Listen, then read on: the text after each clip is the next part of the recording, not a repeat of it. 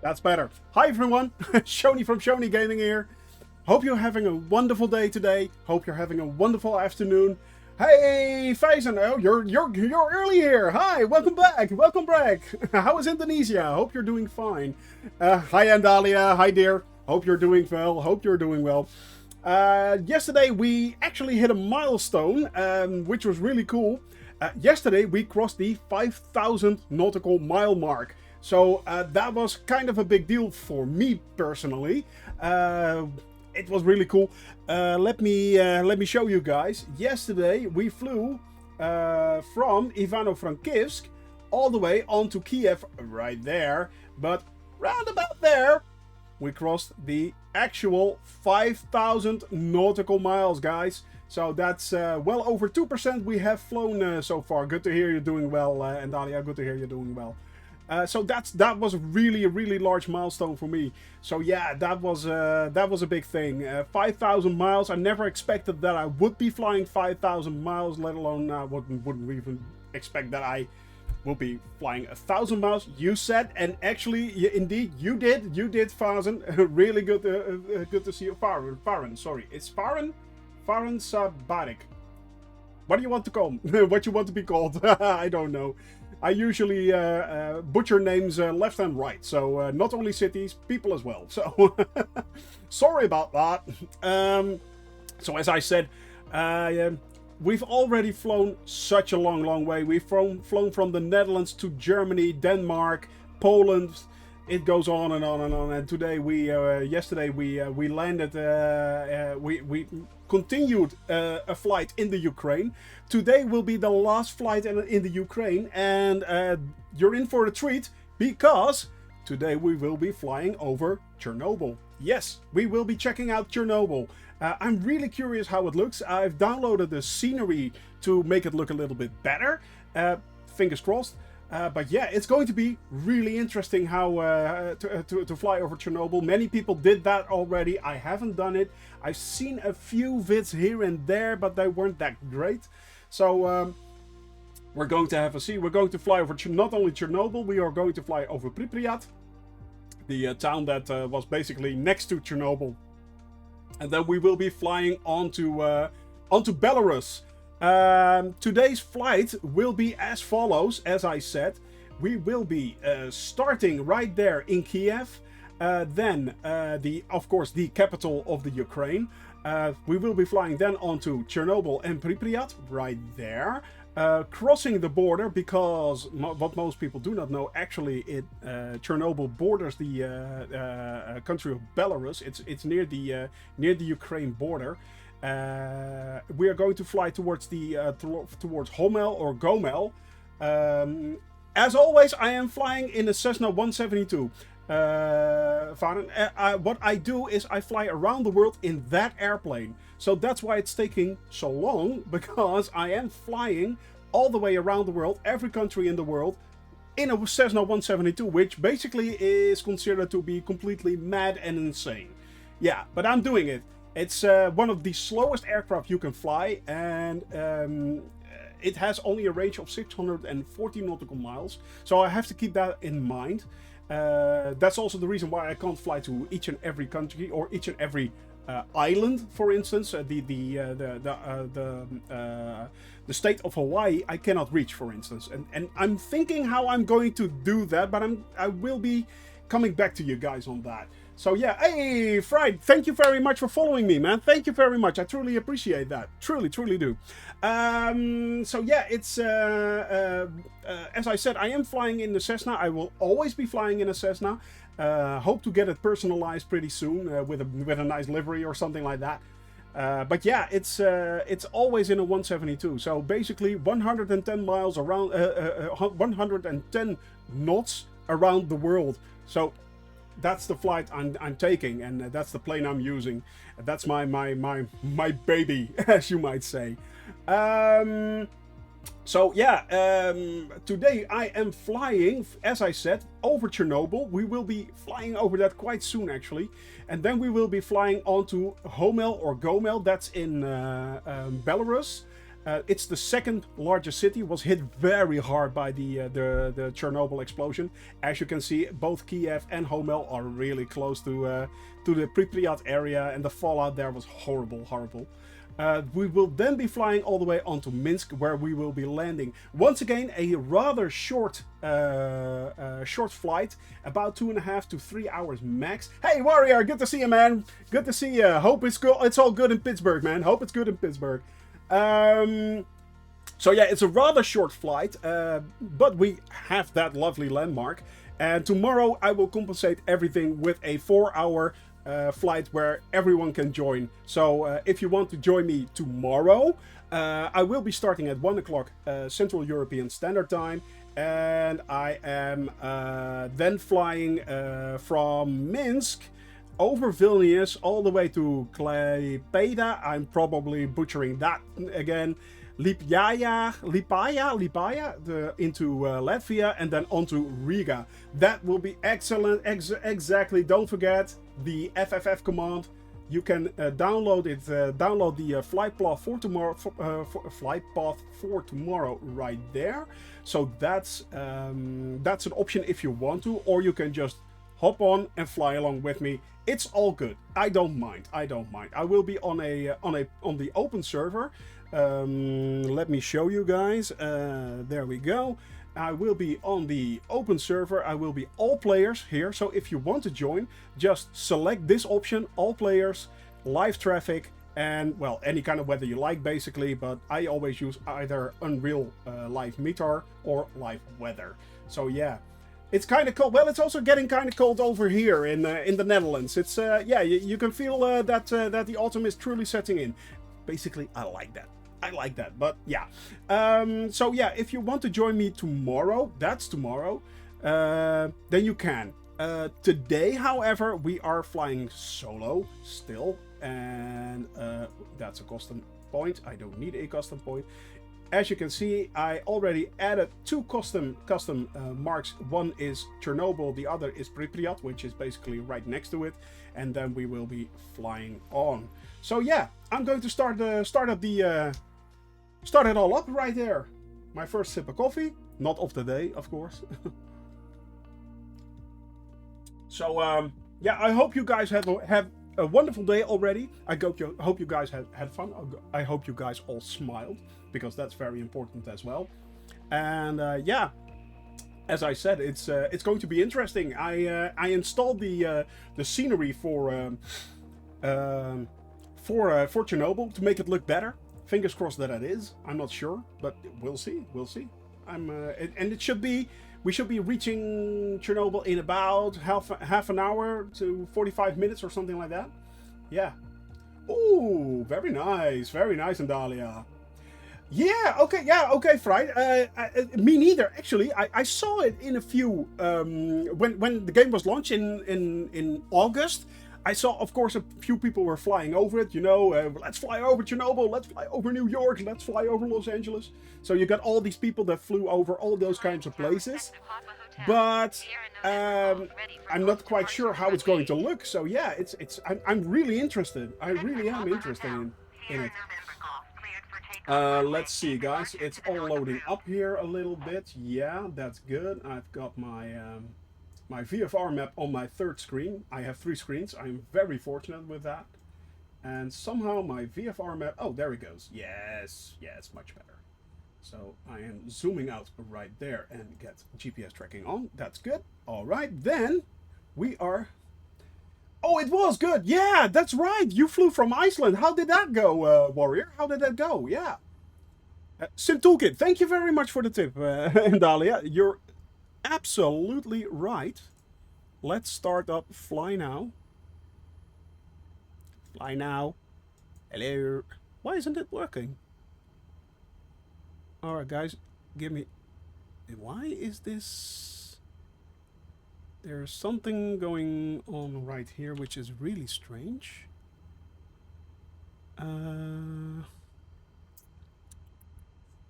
Give me a second, guys. There's something going on which is not completely right. Apparently my Sim Toolkit got some kind of strange thing in there. But I can fix that rather quickly. There we go. That should be that. There, and then that. Update the plan. Fly now. There it goes. Yep. Got it working. So that's working. Yeah. Now we should also have the information at the top, which is very important. Thank you. Yep. Let's see.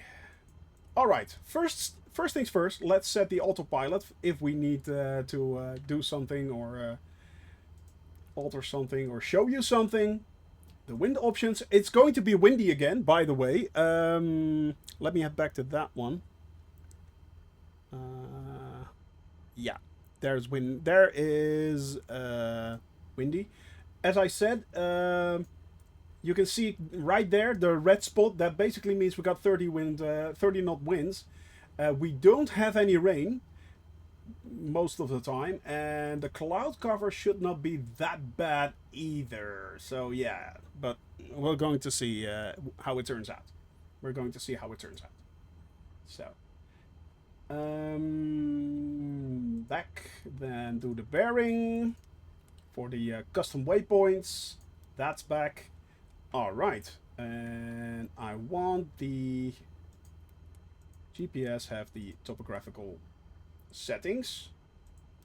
All right, back. All right, I think we're good to go. I think we are good to go. However, I'm pretty sure that this is a bit too bright. So that means I cannot use the live meter. I have to use the live weather settings. That looks a lot better, doesn't it? A little bit more cloudy. Yeah, that looks better. Yeah, that looks a lot better. All right, let's get this puppy on the road, shall we? Let's get this puppy on the road. There we are, and off we go. Off we go. Muslim, isn't that like 5 or 6 times a day? I'm not mistaken. Oh, come on. Stay on target. Stay on target. Come on. There we go. There we go. And where do we have to head to? We are heading towards the north.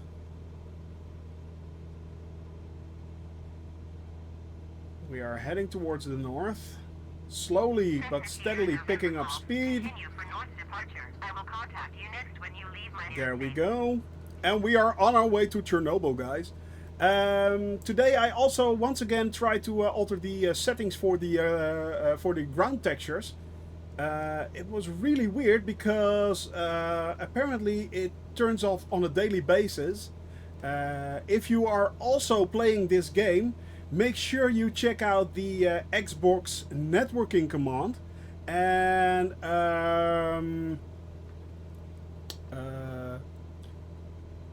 you can then see if you have multiplayer net translation on. If it's not on, and I think it's called a Tadero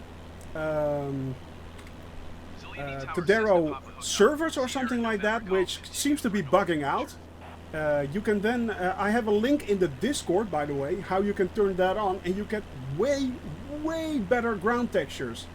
I mean, these are really an improvement over what I had. They're much more detailed and look a lot nicer, actually. So also the buildings look a lot nicer, and it really does increase the amount of detail you get in the game. So make sure if you have the game that you check that out, because if not, you are truly missing out, guys. It is such a joy to fly in this game. It is such a joy to experience everything. It is really cool. All right, on our way to Chernobyl. And we should be there in, I think, about 40 to 45 minutes max. It is pretty easy to follow because all I need to do is follow the lake in the distance right there. You can see it right there. It's rather a big lake, actually. But it's, I think it's on the left tributary of the lake. So yeah. Well played, well played. Coffee is very important. Oh yeah, it's a nice cup of coffee. Always good. Always good. Which reminds me, I have to get coffee beans. If not, we truly have an emergency, guys. No more beans! No more coffee! I quit! I give up! It's all for naught! No. No, no. But I do need to get coffee beans. I truly do. So, we are now up in the air. Up, hobbits. 2,500 feet. Round and about. What's the... yeah, 18 knots. It is pretty windy. It is pretty windy out there, guys. It is pretty windy. Yep. It is pretty windy. Now, let's stop this puppy from climbing. Let's get him. Let's get a bit of speed. Adjusting the trim. It's a bumpy ride right now. But it does. The textures look so much better. I mean, Minsk looks so good for a rather very industrial looking town. I mean, it is kind of industrial. But it does look good. And the forest, as I said yesterday, you can truly see the individual trees and stuff like that. You can really make it out. Well, have a lovely dinner, or I think it's dinner right now for you. So yeah, it's going to be interesting. It's going to be interesting. I'm going to see if I can get quite low for Chernobyl, and we will be skirting the lake on the left-hand side of it.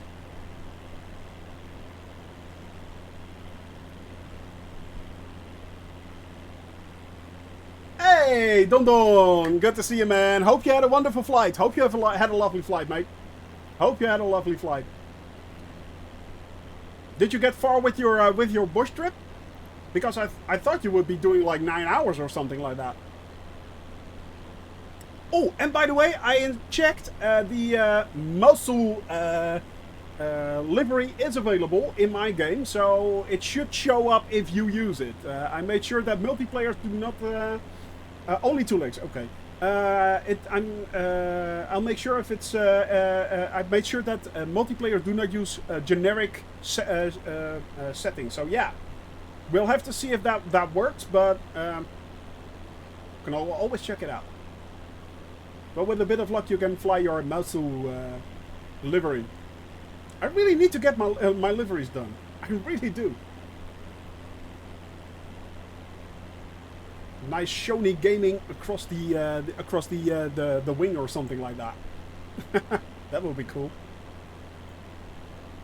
We do have lovely weather, guys. Look at that. It looks so much better with those settings. You also noticed a PV made it for you, yeah. You're told, yeah. With flying guinea pigs, yeah, exactly. Maybe the drawings that that Gladys is going to make on the side. That will be cool.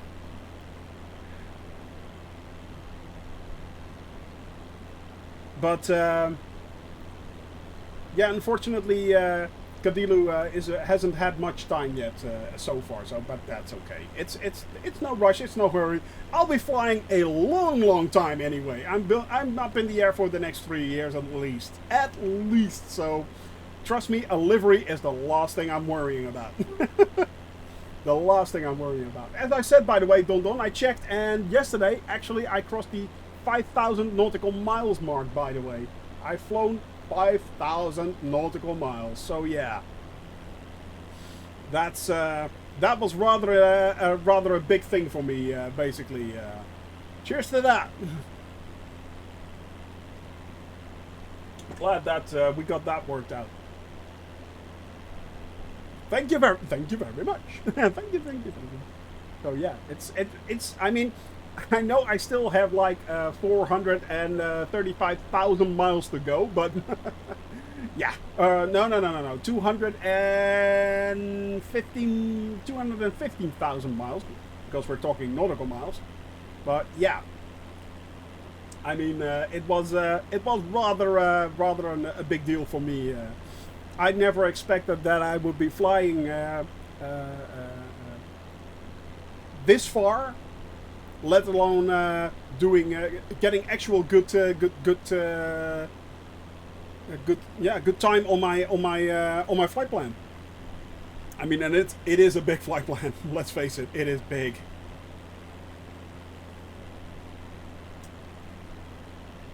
Slowly but steadily, it's starting to dawn on me how absurd and how ridiculous this endeavor actually is.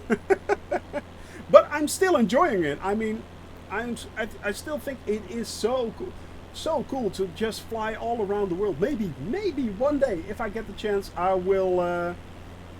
Only now, yeah. Funnily enough, only now, yeah. It comes and goes, you know. It comes and goes. Sometimes I just wake up in a bout of sweat. I'm an idiot. Why did I do 414,000 kilometers, 220,000 nautical miles? Why? I'm a nutcase. I'm mad. But then it goes away. Because, yeah, well, I know I'm mad. Been so all my life. So, why not continue right now? Yes, I am, Nandalia. Yes, I am. So, there.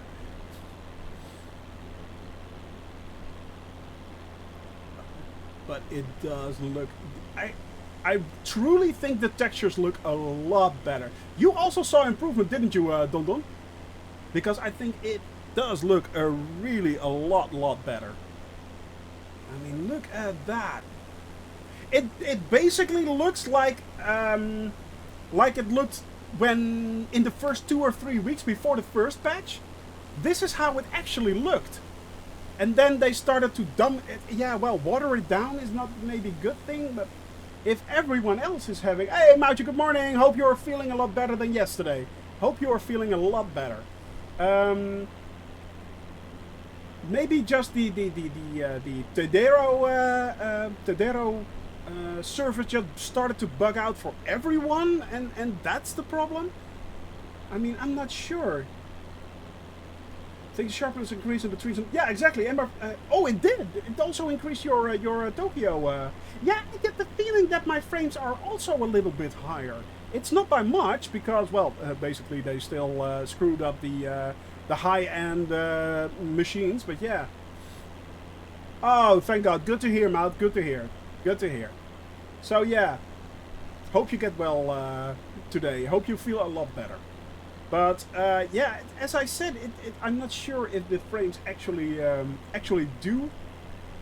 Yeah, exactly. A few frames extra. It feels a little bit smoother, and as I said, the textures look a little bit better. Although the water still looks kind of plasticky, but I'm quite far away, so yeah, might be that is that.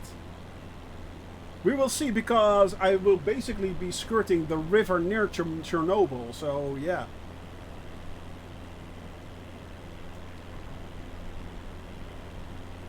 Land on my right. Ew, I'm not gonna land. I'm not gonna land on a beach. No, I am flying. I'm flying. By the way, Matt, I'm flying today over Chernobyl. So yeah, we're going to check it out, see how it looks in game. I am truly interested in what it looks like. Yeah. And yes, you can actually. There is a plane where you can land on water. The Icon. And unfortunately it only has a range of like 450 nautical miles, I think, or 400 nautical miles. It's not that much. But you can basically land on any body of water with that plane. It's really cool. It is really cool. Haven't tried it out yet, but it looks really, really, really awesome. And apparently it drives like a car or something. I've seen the instrument panel, and it's a flying car basically. Yeah.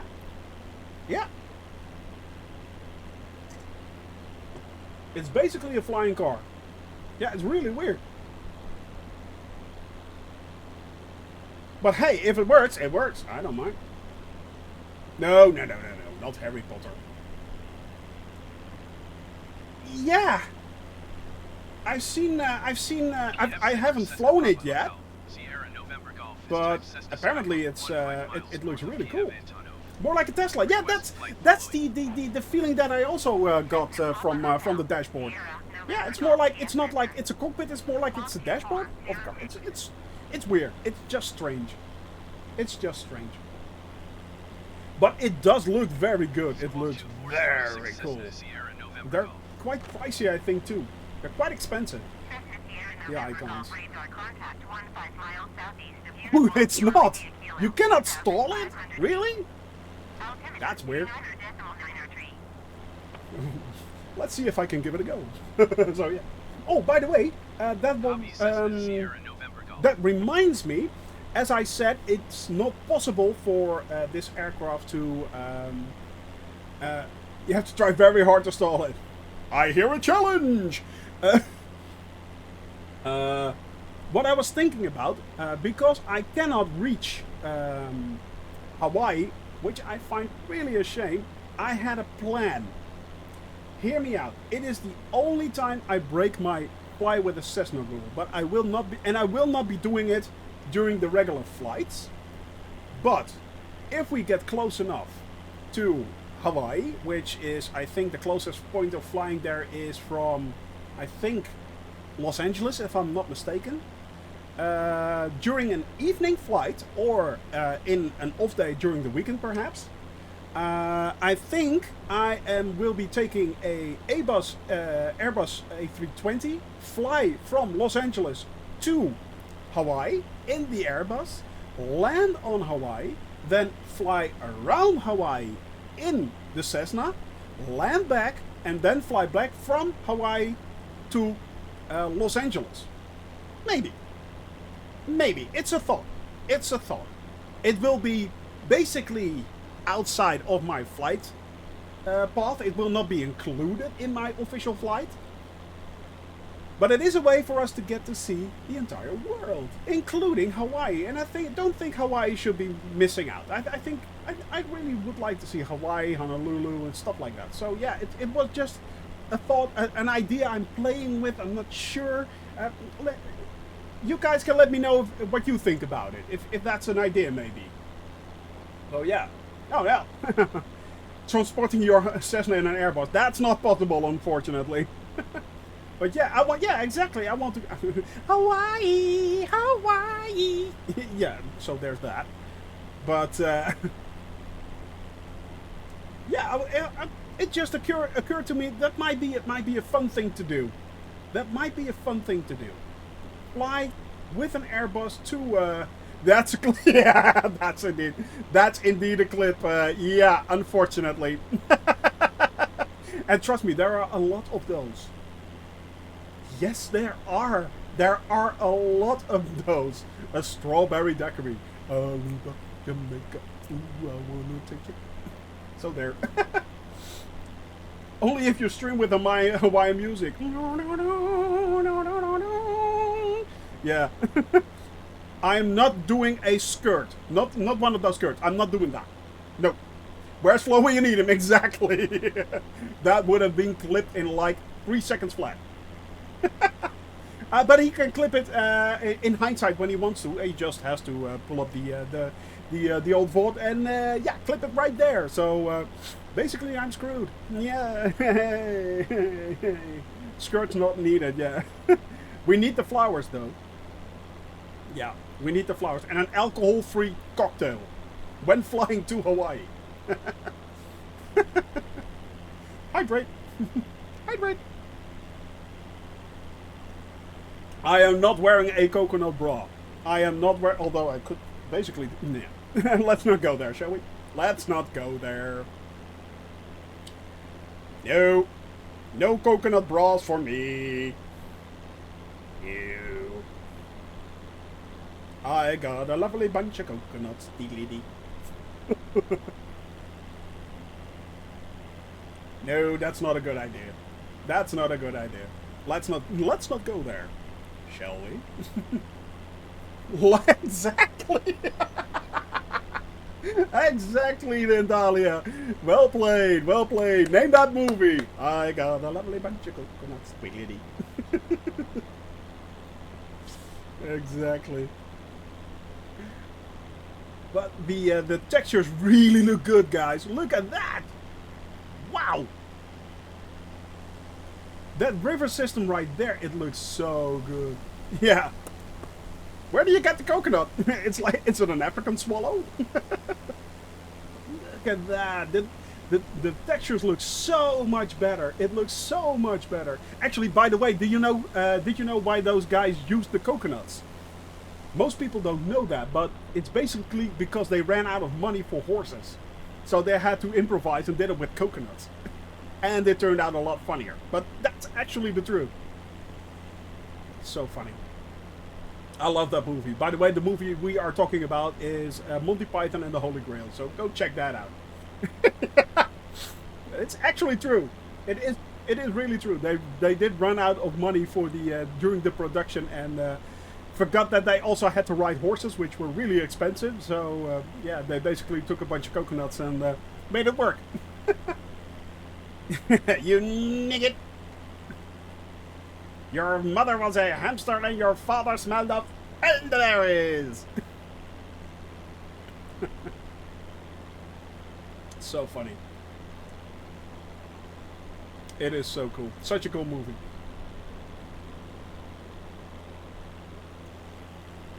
But look at those textures, guys. It truly, truly does look a lot better. As I said, this looks basically like it basically looks like the textures that you had when the game first came out. So yeah, I fought in your general direction. You knigget. It took me a very long time to understand what knigget actually was, but basically it's night. Knigget. Night. I just figured that out this year, and I've seen that movie like 100 times. God, I'm such a dumbass. More coffee for me!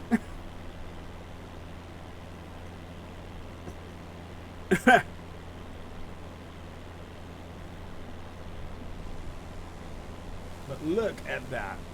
As I said, it's... And by the way, I ran into that... I saw it coming by on my YouTube suggestions by chance. That people had blurred textures, or not that sharp textures. So, and I was going like, yeah, he may be onto something. I think I have the same problem.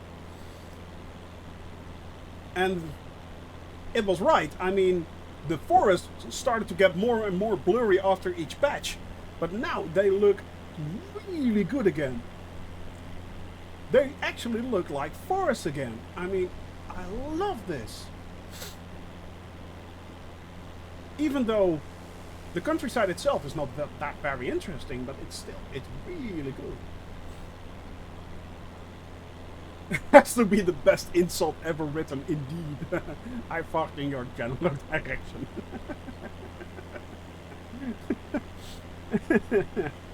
Yeah. Well, there's your mother was a hamster and your father smelled of elderberries is a good second to basically. Let's face it. Yeah. Bring out la vache. La vache. Yes. Bring out la vache. And then they launched the cow over the castle walls. It's so funny. Oh god, I love that movie. We are basically rather getting close to Chernobyl, guys. Let's zoom that out for good measure. There we are. So it should be on the river bank. Oh, I can see it in the distance. There it is. That is Chernobyl, guys. Right there. That should be it. We're heading straight for it. Let's go down a little bit. Let's head down. This is going to be interesting. Chernobyl. Oh, yeah.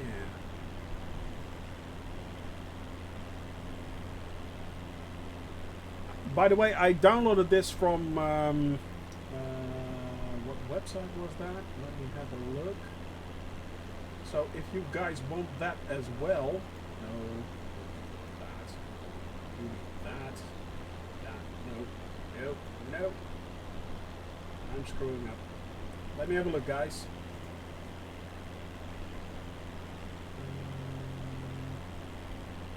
There we go.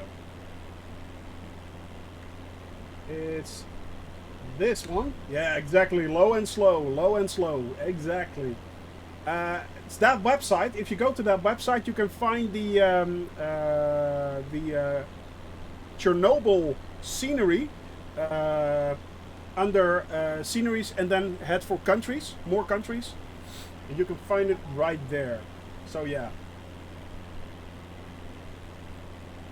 you should be able to find it, but that should be Chernobyl right there.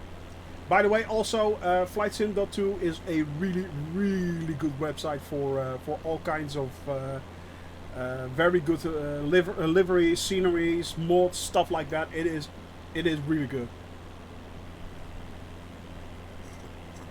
It is really good.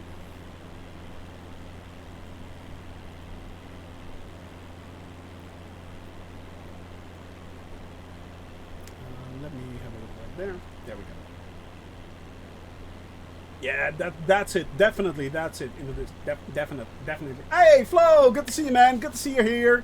Welcome to the channel, man. Once again, you just missed out on a great clip opportunity, man. You missed out on a great clip opportunity. Although there are truly many opportunities that you missed and that are still to come. So yeah, there's so much room for more. There's so much room for more. You know what? I am going to slow down a little bit because I really don't want to zoom over it quite quickly. I want to have a good look at it. So yeah. I have not seen Jack Whitehall with his father. I've seen it's on Netflix, isn't it? I think it's on Netflix. Yeah.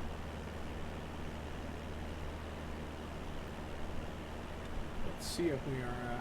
Yeah, exactly.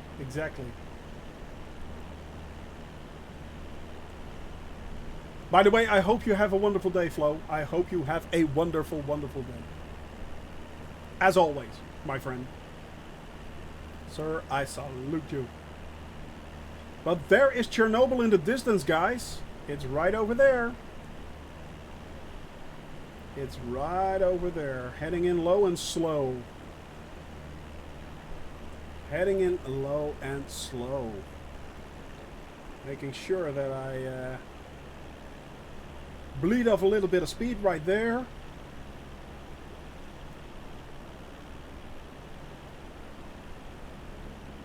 Now this should be interesting. This should be interesting. Of course, most of us have seen the series, and we all know, well, I basically went through it when I was, what was it? It was in 1986 the reactor exploded. So I was 15 when that happened. Yes, I am an old fart. I know. But mentally I'm 12, so there. But, yeah, I still remember we had to swallow iodine pills. I think it's called iodine, iodium, iodine. Yeah. A lot of farmers lost their crops. They had to remove all their crops from the land because it was radioactively contaminated and stuff like that. It does look better, the water. I now can see the shimmering again, which I couldn't for a long time. I can see it shimmering again. I'm not sure if you guys picked that up, but Yeah, it does look a little bit better. And there it is, guys. That's the reactor. That's where everything went wrong, unfortunately, and a lot of people died. Yeah.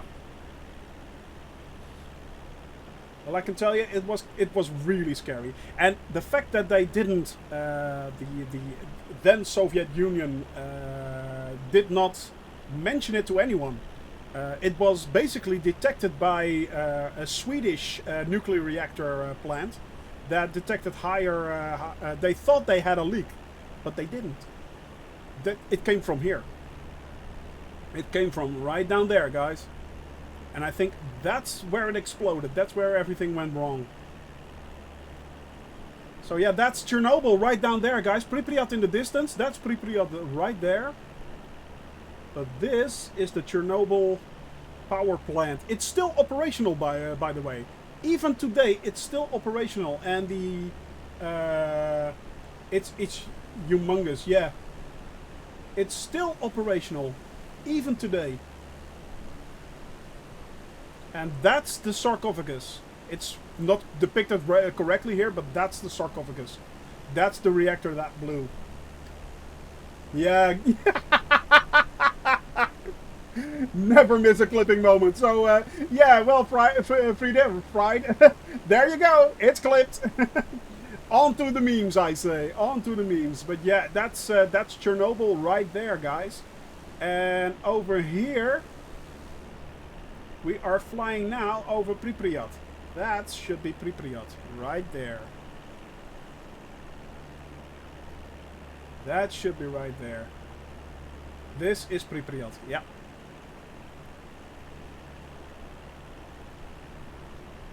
Completely overgrown, as you can see. Even the streets, that's depicted actually really well. That's depicted really well, and I've seen photographs and videos of this place. This should be actually this should be the fairground. That's not depicted correctly, of course, but that's the fairground right there with the Ferris wheel. Yeah, yeah, it's amazing. It's an amazing urbex location, but I think you can only like. Be there for like a few hours or something like that, or even and not everywhere. I mean, it's really strange. Let's head back. Let's fly over over the reactor once again. So let's head back to there, and then we'll fly once again over Pripyat to see it again. We should have enough fuel, more than enough fuel actually.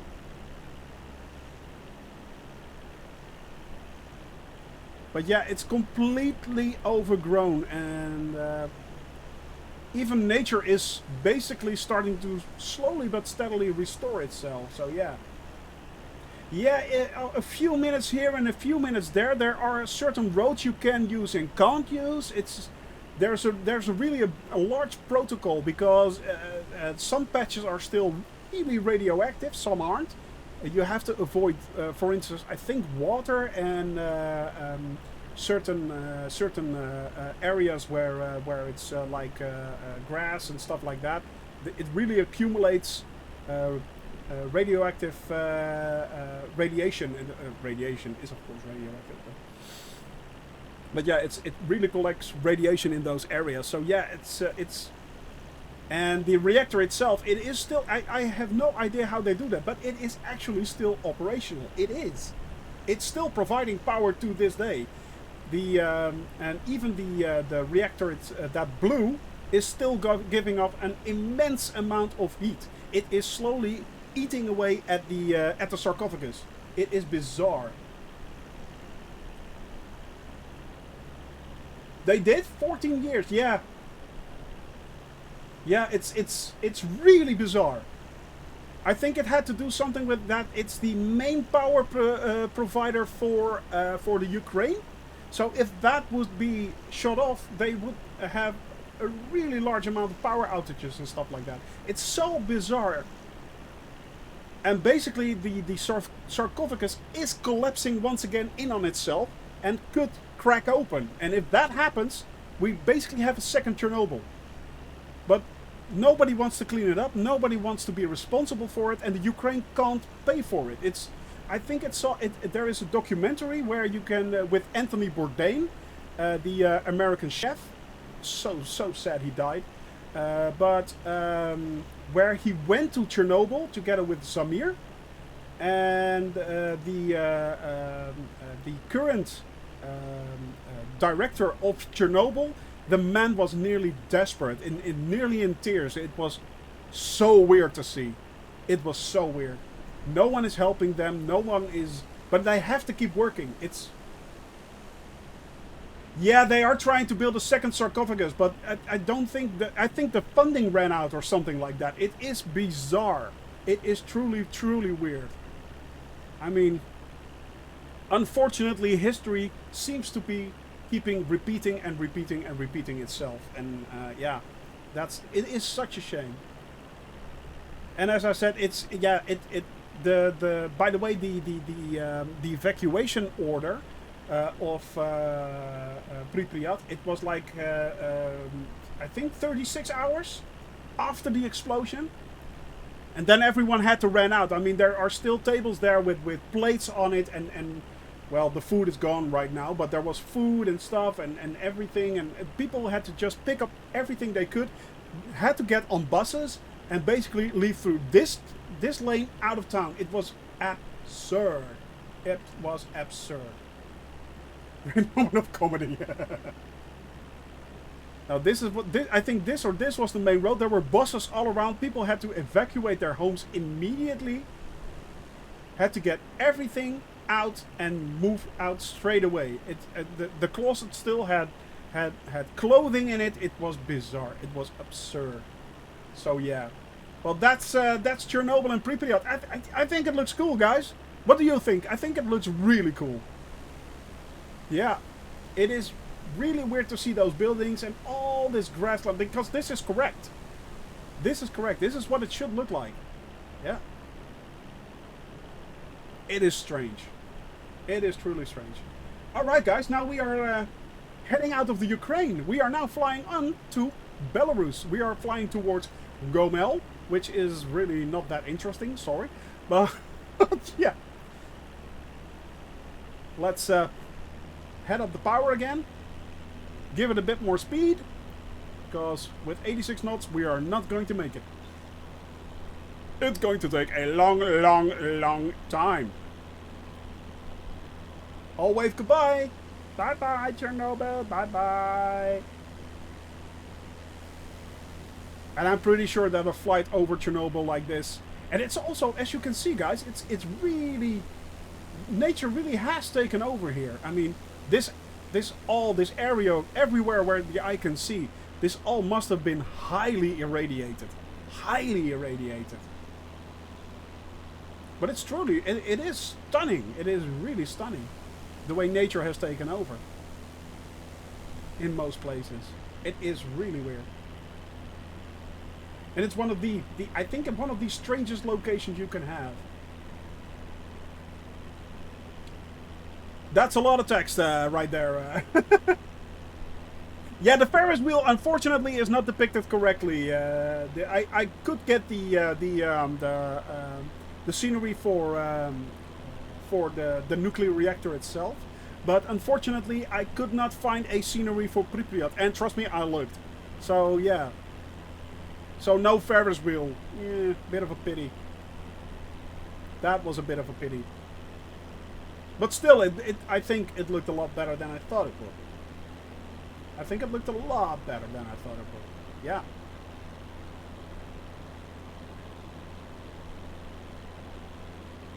So now we are heading out of the Ukraine and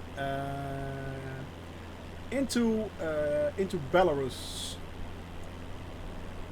And we will basically be crossing that nearly a straight line. Belarus is not that big. And tomorrow, as I said, we will be doing a free flight Friday with a lot of people who want to join in. And we will be flying 3 countries tomorrow, by the way. We will be flying from Belarus to Latvia, Lithuania into Latvia. So that's really cool. And then next week we will be heading back to Scandinavia. Yeah, that's been quite a while, because the last time we were there, that was Denmark. So yeah, that's like 3 weeks ago or something like that.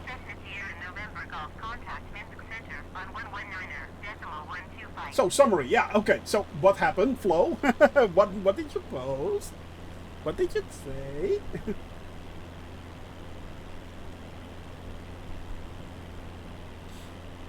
Ooh, coffee. It already is the second sarcophagus. Oh, really? Ah, okay.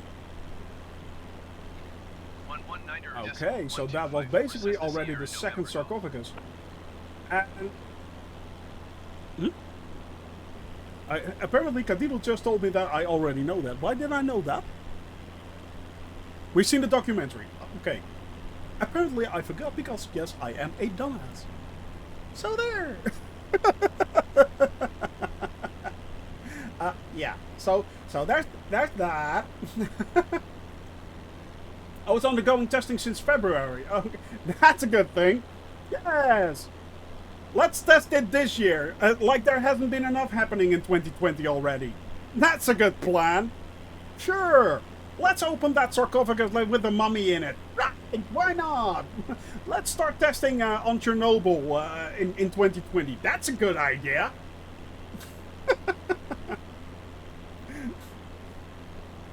Brave people, I must say. Brave people. What can possibly go wrong? He's a dumbass, yeah. She did, yeah. Exactly, 2020 is boring enough as it is. What could possibly go wrong this year?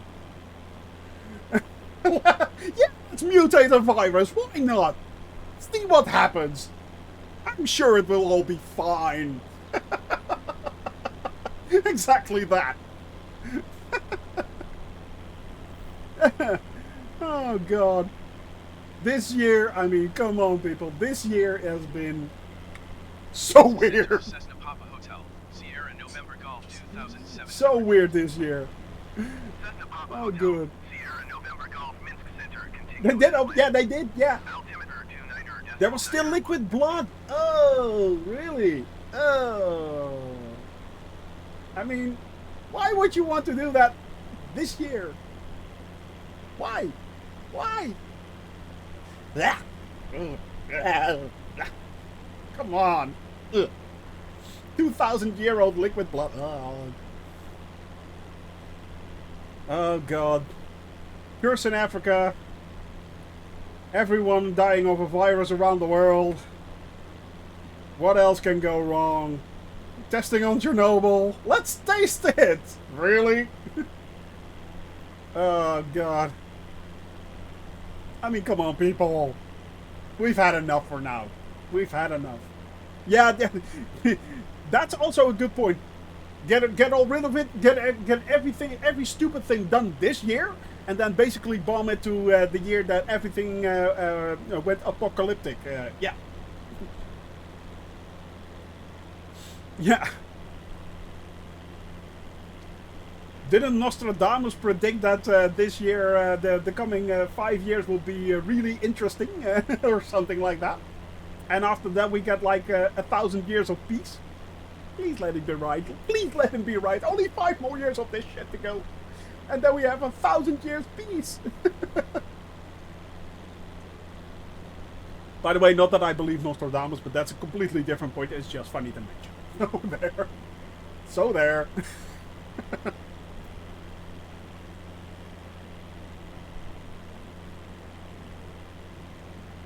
Now, if I'm not mistaken, where am I? Where are we? Where are we? That's the Ukraine. That's Belarus. Yes. All right. Peace is spoken of. Yeah. Who knows? Who knows? Let's hope it's a good thing, shall we? Let's just hope for the best. Prepare for the worst. Hope for the best. That's my motto. That, and if you make one person smile a day or laugh, you did a good job. So yeah. Hope you guys had a laugh already. Hope you guys smiled already. Then I'm on my quota. And there's more to come, people, because yes, this stupidity is not done yet. So yeah. But it does look a lot better. He did predict 2020 would be bad. That's the thing with predictions, you know. It's like a horoscope. I mean, it's just the way you interpret it, and it might always apply. You know, it's yeah. It's all coming down to predictions and interpretation, I think. But that's just me.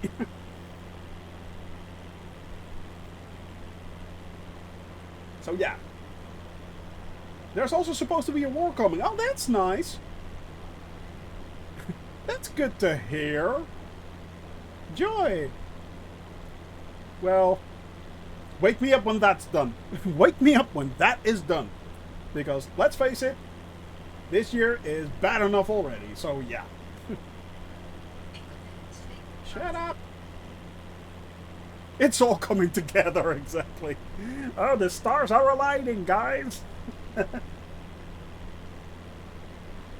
Might be the revolution in yeah, who knows? Yeah, who knows? Who knows? I mean, we'll have to wait and see in a few weeks' time what the elections in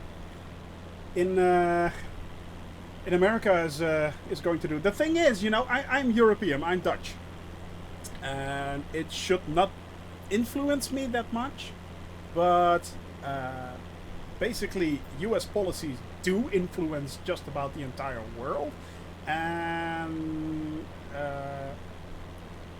yeah, it's kind of weird. It's kind of strange. I mean, the fact that I think that we can now see how connected everything and everyone is towards each other, and when you realize that, you also I think have the great opportunity and also the great responsibility to make sure that you don't step on anyone's toes, and make sure that everyone that you can help as much people as you can, you know, and make one person smile a day, you know. It's we are all connected, and we are all living on one planet. We are all one race. Let's face it. I mean, there's only one race, and that's the human one.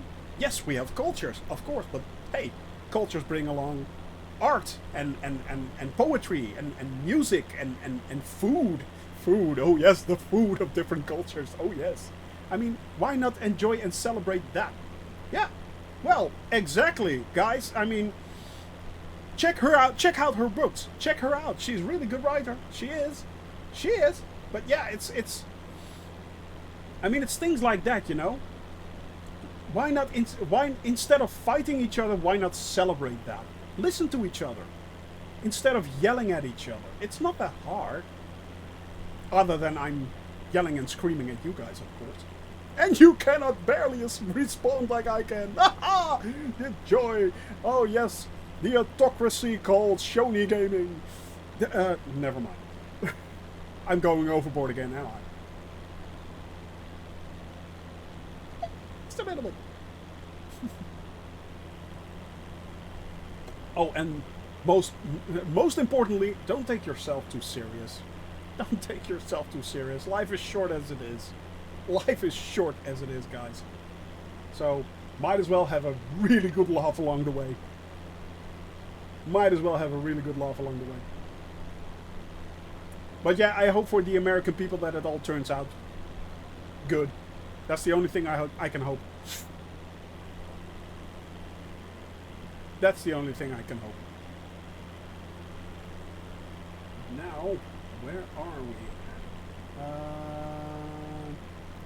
Let me have a look. Let me have a look. Let me have a look. Good morning! Oh, that's a happy welcome. My. Yeah, good morning, Shoney Gaming! Love that movie, by the way, and love Robin Williams. Love him. Glad to see you here, man. Hope you're having fun, and hope you're having a wonderful day. So, yeah. Yes. Are those spots on the ground clouds? Not sure actually. Those are. I think it's like water. I think they're all tiny lakes. You mean like that there? I think they're all tiny lakes. I think that's basically a marsh. It's marshland, I think. Yeah. Either that or it's got a disease going. Or, which also might be an option, it could think it's a zebra. Or a cheetah. Even better, a cheetah. Yes. That stretch of land there is highly convinced it's a cheetah. A leopard. A leopard. Let's do that. Yes. Yeah, that actually looks like the Star Trek, the Starship Enterprise. You know, deck, nacelles right there.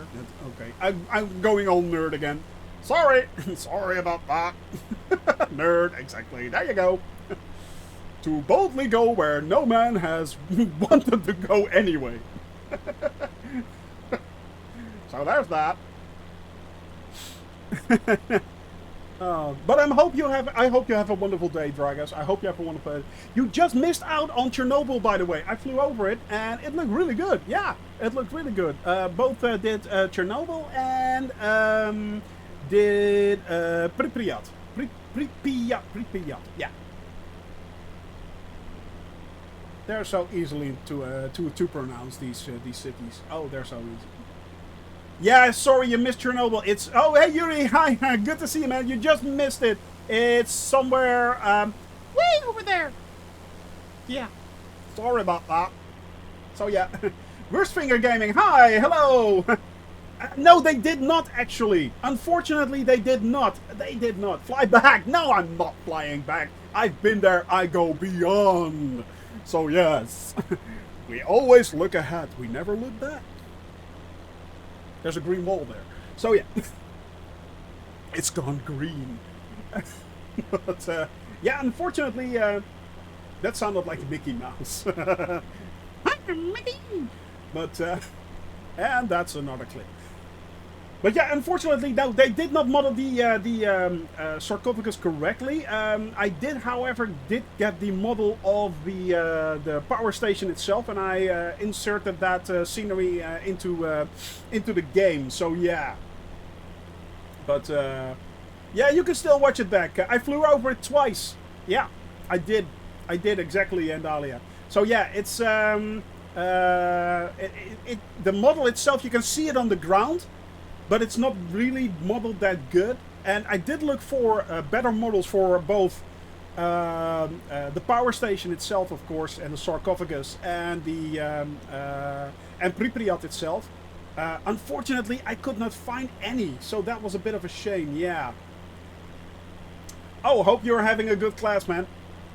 Hope you're having a good class. But I'm still glad you popped on to have a watch. Yeah, I'm still glad you popped on, man. So yeah, it's a bit of a shame that they didn't do that correctly. Also very understandable, of course. But to be honest, I think Chernobyl could be a landmark site. That, to me, Chernobyl and Pripyat could be a landmark site, in my eye. And let's face it, the Ukraine does not have any landmarks, not one. It's such a shame.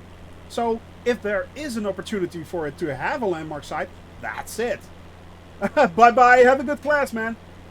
Have a good class. Yeah, exactly. It really does have very, very little detail. And I installed the scenery for it. You can download it from this site. Let me have a look. I'll see if I can link it directly. By country. Let's see by country, and then scroll down more countries. Over there. Well played, friend. Well played. Well played. Well played. Exactly. Oh, good God. Let me see. Ukraine. There's only one scenery that you can find, and it's from Chernobyl. So it's the power station only. Yeah.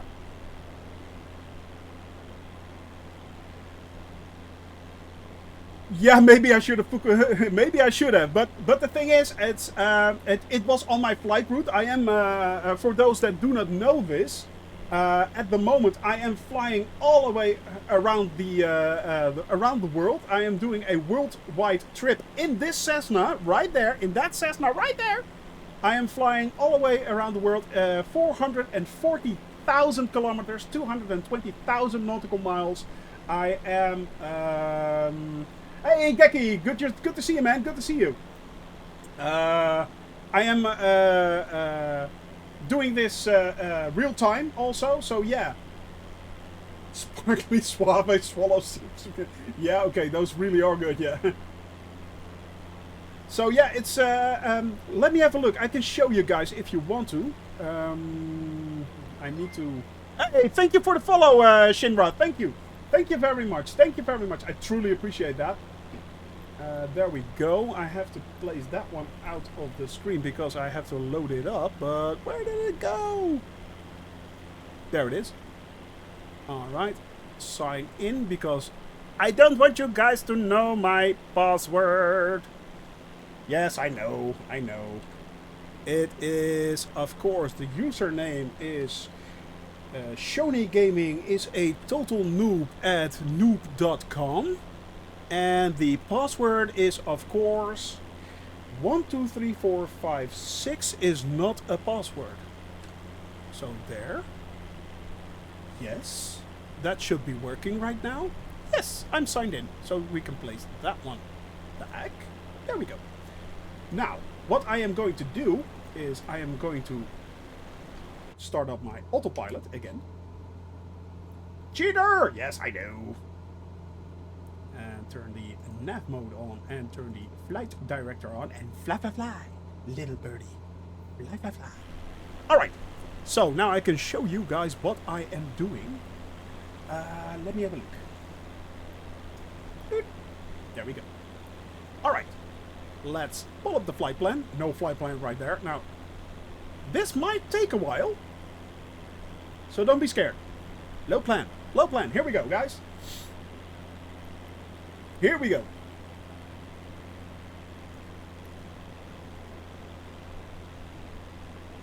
Let's see, let's see.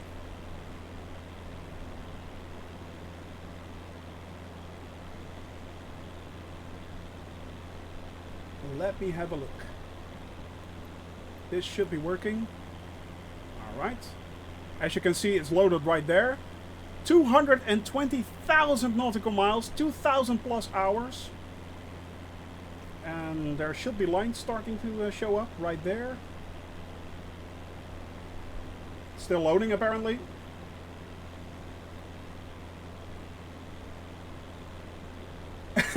Yeah, exactly. Exactly worse finger. Yeah. Yeah, it's a lot to load. It truly is a lot to load, guys. This is pretty big.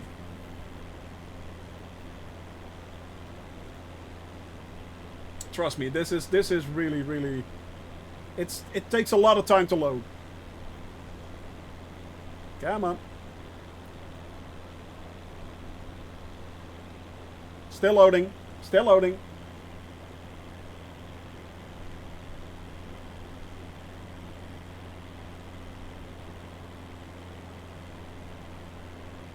Let me see, guys. Let me see.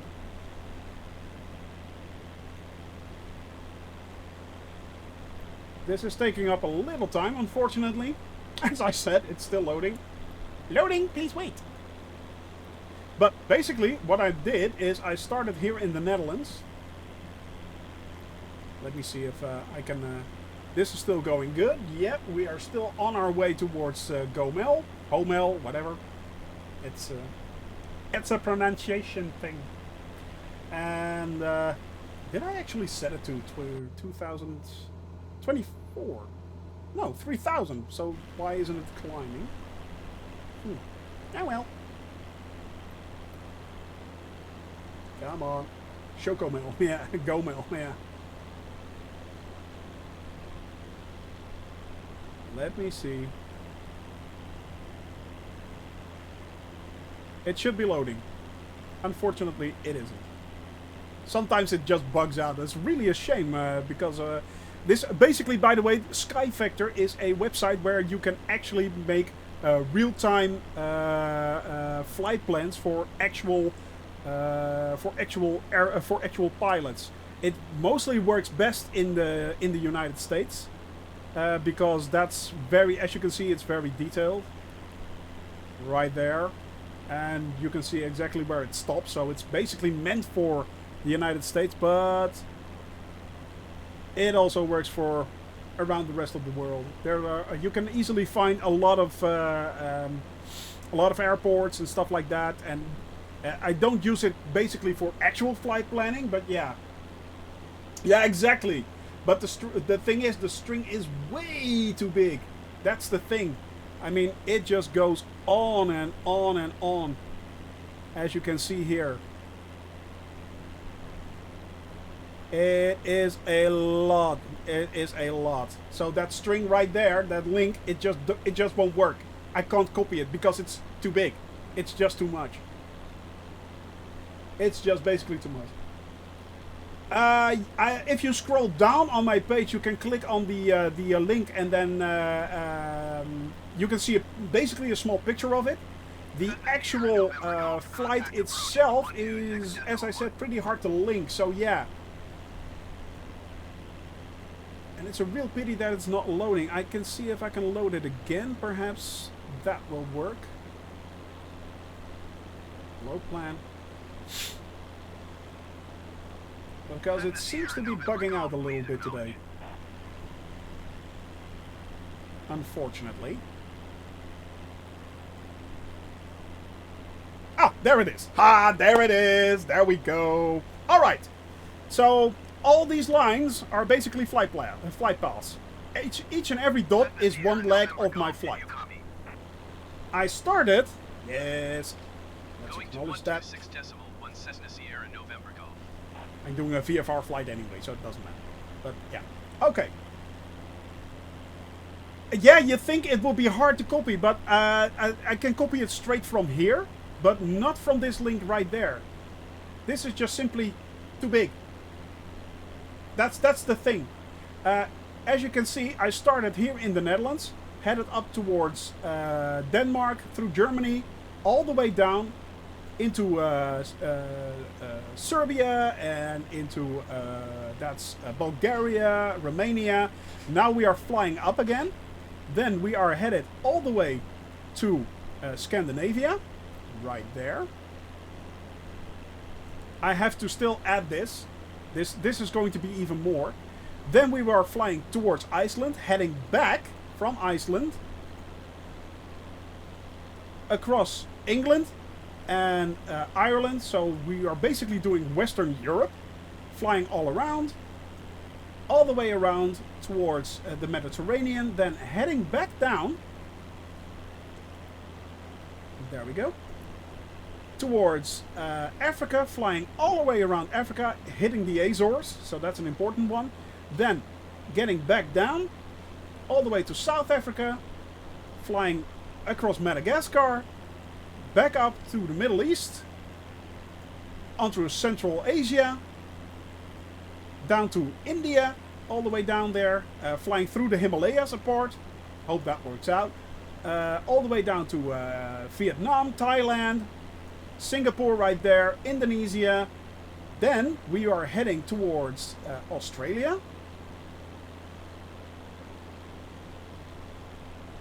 There we go, that should load in right now. All the way around Australia, flying towards, flying over New Zealand and back.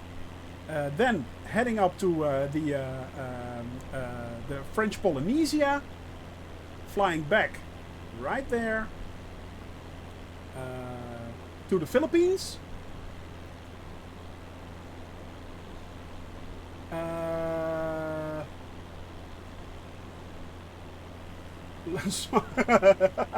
think you missed a chance. I'll allow that. I'll allow that. I think you missed a chance to make complete root spell out a root swear word. That would be funny. Yeah, that would be funny. Exactly. Find the root swear word. Oh, the dick and balls. Maybe that's not a good thing. Sorry. that should not be, yeah. I see where you're going, but that's an OCOG moment. So we will be then heading up towards China, Mongolia, Japan, flying back towards Russia, towards Moscow, then all the way back along the top towards Alaska. When we hit Alaska, we'll do a large part of Canada, then head back down all the way across the western side of the United States, basically flying all over that. Thank you, Andalia, thank you very much. Way down to Mexico, Chile,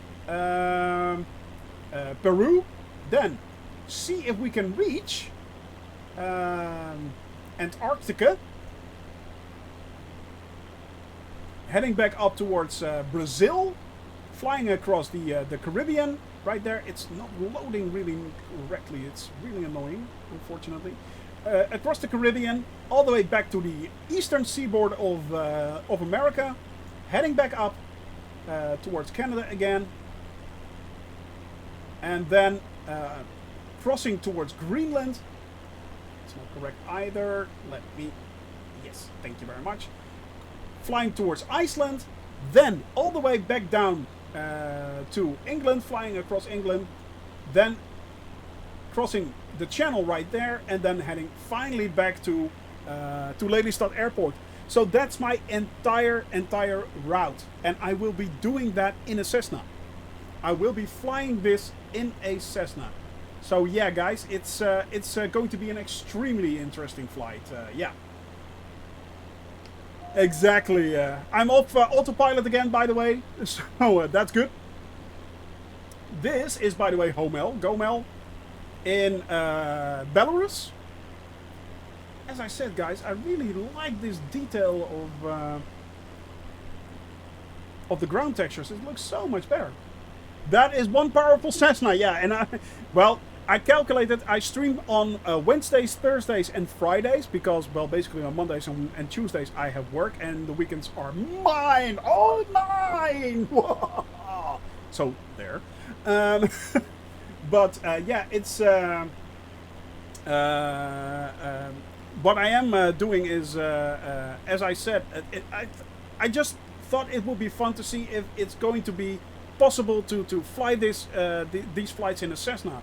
And when I started to plot out the flight plan, I started to notice that you actually could do that. And that's where this crazy scheme basically came from. And then it went nuttier and nuttier, further and further, and so yeah. No. What Cessna are you hoping for? The A2A Cessna being ported to the... I'm not sure. I've never looked into the A2A Cessna, but basically I am going to do it in this plane. Yeah, this is the one I'm doing it in. Worst fingers. So yeah, it's this is the aircraft that I'm flying all around in the world. Yeah, and if you guys have any suggestions for locations that I'm flying to, please do so. Please suggest them. We have a Discord channel. If you guys want to join it, you can leave suggestions there. That will be my preferred way to do that. But yeah, it's if you guys have any ideas, please do so. Please do so. Please, you know, guys, leave suggestions for places I wanted to see. For instance, I got the suggestion from, I think, Warrior to look up a park in an amusement park in America. I've got suggestions for Norway, I think. So yeah, it's going to be really interesting. And as I said, I'm still planning this flight. I just planned it up to Estonia, actually, and beyond that, I still have to plan more and more to see nice places and visit cool landmarks and stuff like that, and cool places to see. So yeah, it is truly an interesting flight. You can do it in the Discord channel if you want. Yeah, I've got a Discord channel, and there you can place suggestions for for my flight path. Yeah. Actually, the GA with a. Oh, for airliners, really, it does. Oh, okay. Much more realistic than the default Cessna. Interesting. But that will probably be a third-party aircraft, if I'm not mistaken. Then. Yeah, Discord. Exactly. There you go. Thank you very much, Andalia. That's Worst and Fingers. That's going to be a third-party. Is that like a study model or something like that for the Cessna? And I mean, I think there are a lot of third-party developers that are working on aircraft right now. So yeah, it's going to be really interesting to see what comes out in the coming weeks. To be honest, I actually expected more aircraft already to hit the marketplace. It's been very, very bare with there are very few aircraft available right now. I really thought they would give more of those aircraft. But maybe I'll look into that one and have it a go. Yeah. Study level. Yeah. Okay. There you go. Yeah. Yeah. Yes, it is. Unfortunately, it feels too solid.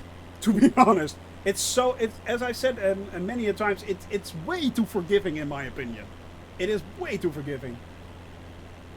But for now, I am really happy that I can fly this lovely model as far as it goes. I mean, and to be honest, I watched a few interviews with Sobo, for instance. They are very open about it, and I think, in my opinion, what the thing that I got from those interviews is that Asobo, if they wanted to, they could do like study level aircraft, but I think they just gave us the basic ones so third-party developers could get more into the game. I think they're really relying for aircraft on third-party developers. And I think they're really holding back. I mean, for instance, the A320 is one hot mess at the moment. Let's face it, it is a hot mess. And which I found really strange because Asobo and Airbus are partnered, basically, right now. Which would mean they would have access to, well, let's face it, everything. So they could make a really, really accurate model of the A320. Yet they did not do that.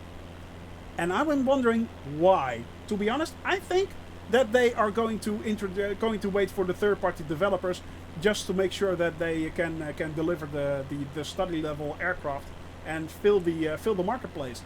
I think that's the rule that they are waiting for. That's the thing they are waiting for. Right now, I am going to take a sip of water, guys, because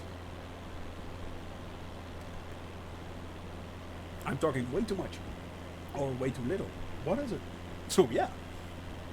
But yeah, it's we are now by the way, we are on our last leg already again. We are flying, guys. We are moving. We are grooving today. As I said, it is going to be once again a somewhat shorter stream. Normally I stream to at least 4 p.m. Central European time or 5, but yeah. Seen the developer stream, I don't believe they could do study level aircraft if they wanted. No, you don't think so? Oh, okay. Want to intrude into third-party development? It seems like. Yeah, well, I don't know actually. I'm not sure. I'm not sure if that's true. If I agree with you on that, but you may be right. I don't know. You may be right. It may be that they simply do not have the knowledge to do study levels. But yeah. But as I said, they do have a direct partnership with Airbus, which would mean that they have access to basically everything. I think that's, in my opinion. I mean, yeah. That kind of makes sense to me. Let's just say it. Let's face it. One thing, very important thing to know. I haven't flown flight sims in at least 10 years. At least 10 years. So that was a long time ago, and I never did it seriously. So everyone who has been flying more and more things like X-Plane 11 or Prepared or something like that, you guys have way way more information and are way better informed than I am. So I'm just blabbing here. But if you guys can inform me, I'm always open for suggestions. So there.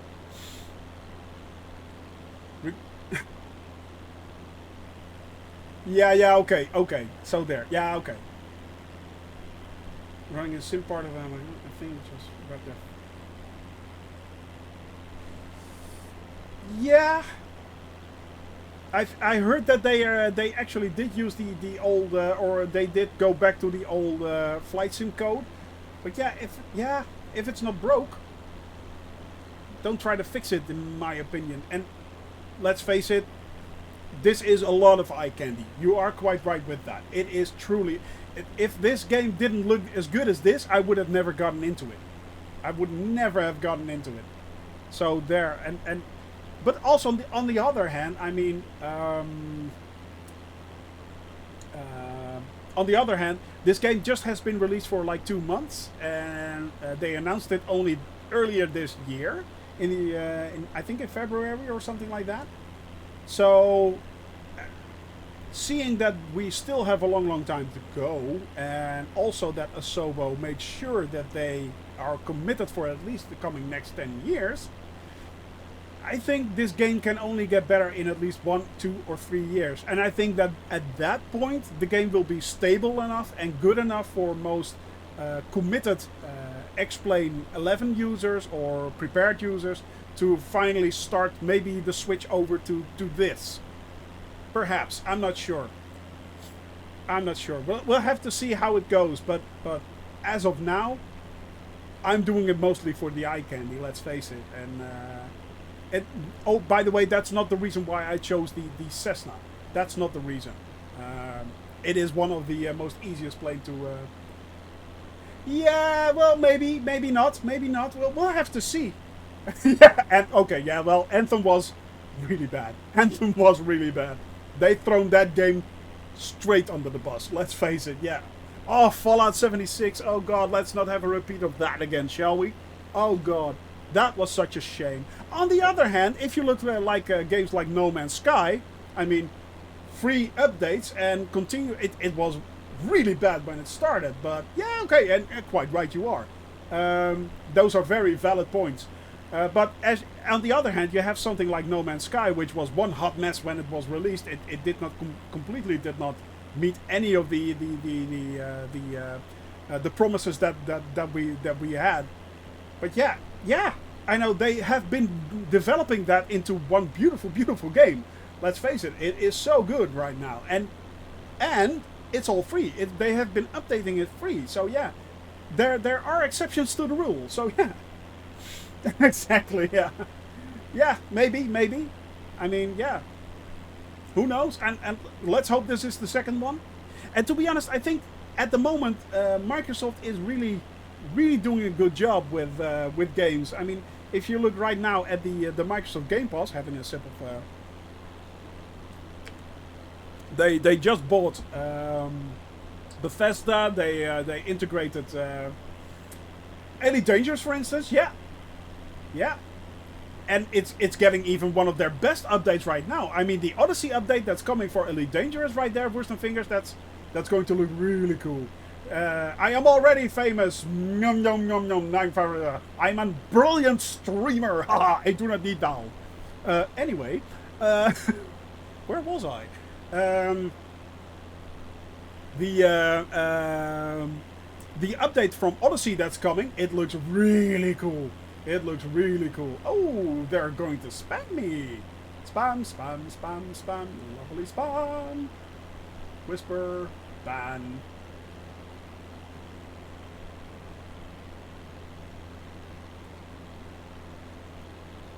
Come on. Bam. And bam. And ban. There we go. Had to ban a little bit. Yeah.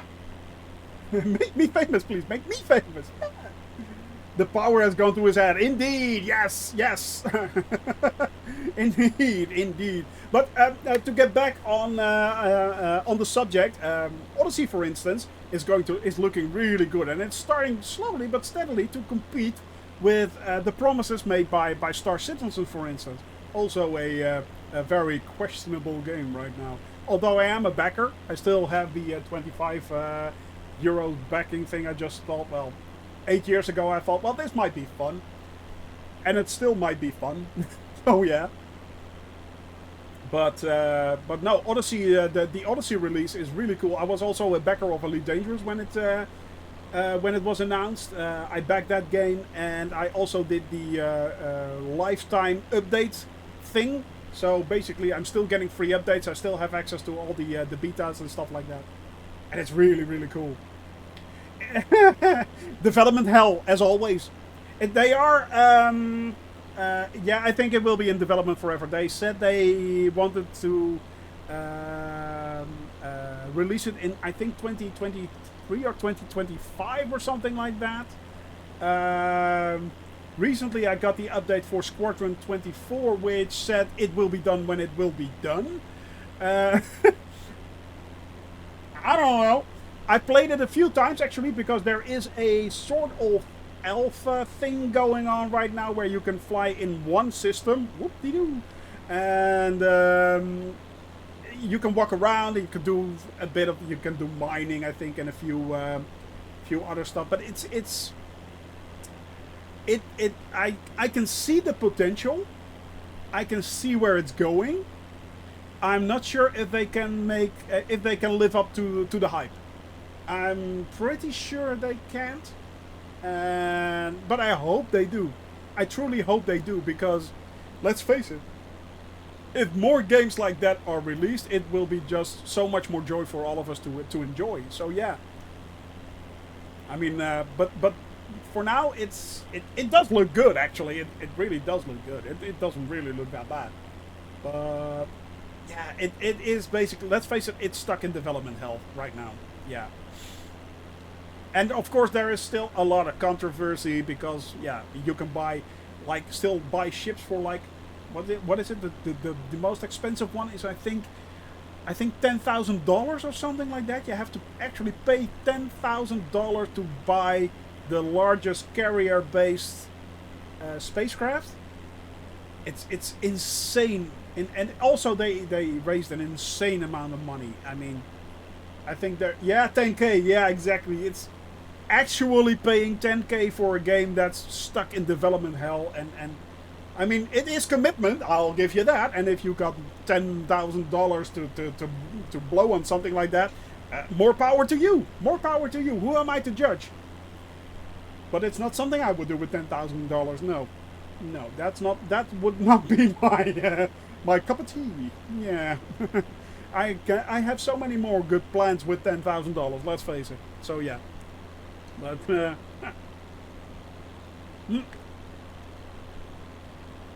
so yeah, it's really, really weird that people have no problem with spending those amounts of money on something basically virtual. Also, I think piracy is now an option. So I'm not sure, but if you do not have your ship insured, your ship can be stolen. And that is basically $10,000 down the drain. Okay, it takes up quite a bit of effort to steal a ship like that, but I'm pretty sure it's going to happen. I'm really sure there is a group of people out there who are going like, we're pirates and we are going to steal a $10,000 ship. It's ours. That thing is ours. So yeah, it's. I think they are leaning towards EVE Online kind of ruling. So if you can get away with it, good for you. Stuff like that. But yeah, it's really weird. That's exactly, there you go, EVE Online. Yep.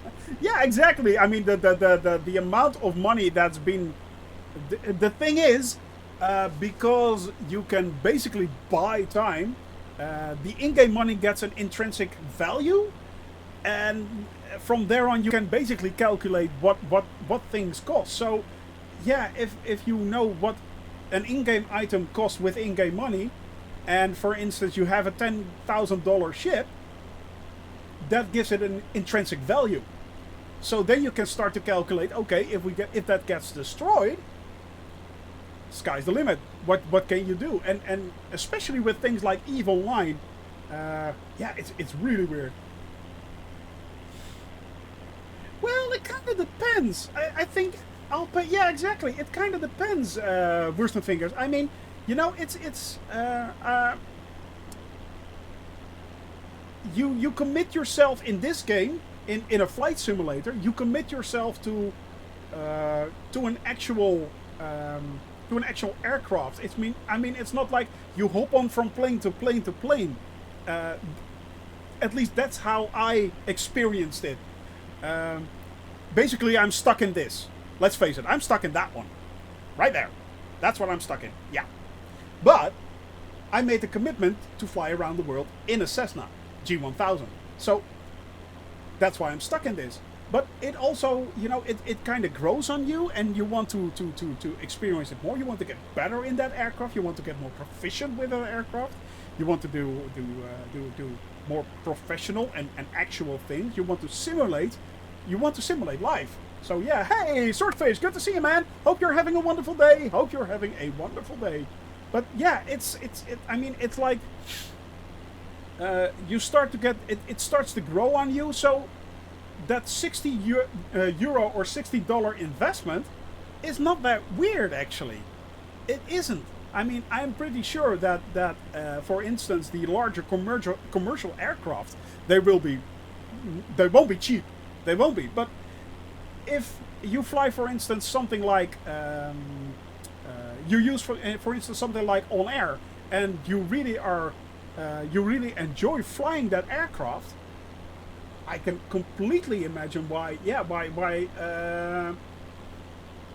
you would do that. Yeah, I can completely imagine it. Hey, Sinfines, good to see you, man. By the way, Worsted Fingers, we are a family-friendly channel, so yeah, I don't know what happened, but yeah, there you go. Yeah. You can pimp it in some ways. Okay, no, I'll take that. That is fine. That's fine. Pimping it is fine. There is a difference between the one kind of the word and pimping up something to make it look better. So yeah. So, but it is yeah, we are at the moment we are a family-friendly channel. So so there. Sorry. But yeah. By the way, Sid Phoenix, I hope you have a wonderful day, man. I hope you're having a wonderful day. You guys missed me flying over Chernobyl, unfortunately. I added the scenery, which looked really good. But yeah, I know. I know. In this case, I know in this case it wasn't. So I allowed it. Worst fingers. Yeah, worst fingers. Yeah. But yeah. Unfortunately, well, you can look it up. It's, I mean, you can watch it back if you want on the VOD. So we did do a double circle around it. So and I also, as I said, I loaded the scenery for the reactor itself, for the power station. Unfortunately, you really couldn't see the sarcophagus, and there is no scenery available for Pripyat, which is a real shame. It is freeware. Yeah, it is freeware. I've got it right here. There you go. If you load that into your community folder and unpack it right there, it should be it should work. No problem, man. Also, by the way, that website is in my opinion, one of the best freeware websites for mods, liveries, and sceneries in Flight Simulator at the moment. I use it a lot. Each day I check if my flight coincides with sceneries that have been updated or stuff like that, and I'll integrate them into the game. And we've already done a few, even complete cities. One, for instance, which really surprised me was there are a lot of updates for Romania, so I used it a lot in Romania. which made the cities look a lot better actually. Also, by the way, as you may have noticed, my ground textures have improved dramatically. The thing is, apparently, there is a service running, Tedero, which you can check if you go to Xbox networking. If you look that up in the search bar of Windows 10, Xbox networking, you can see if it's blocked. If you unblock that, the textures will start to look way better again, the ground textures. Even the water looks a lot better. So yeah, it's that's something to watch out for. And it looks so much better.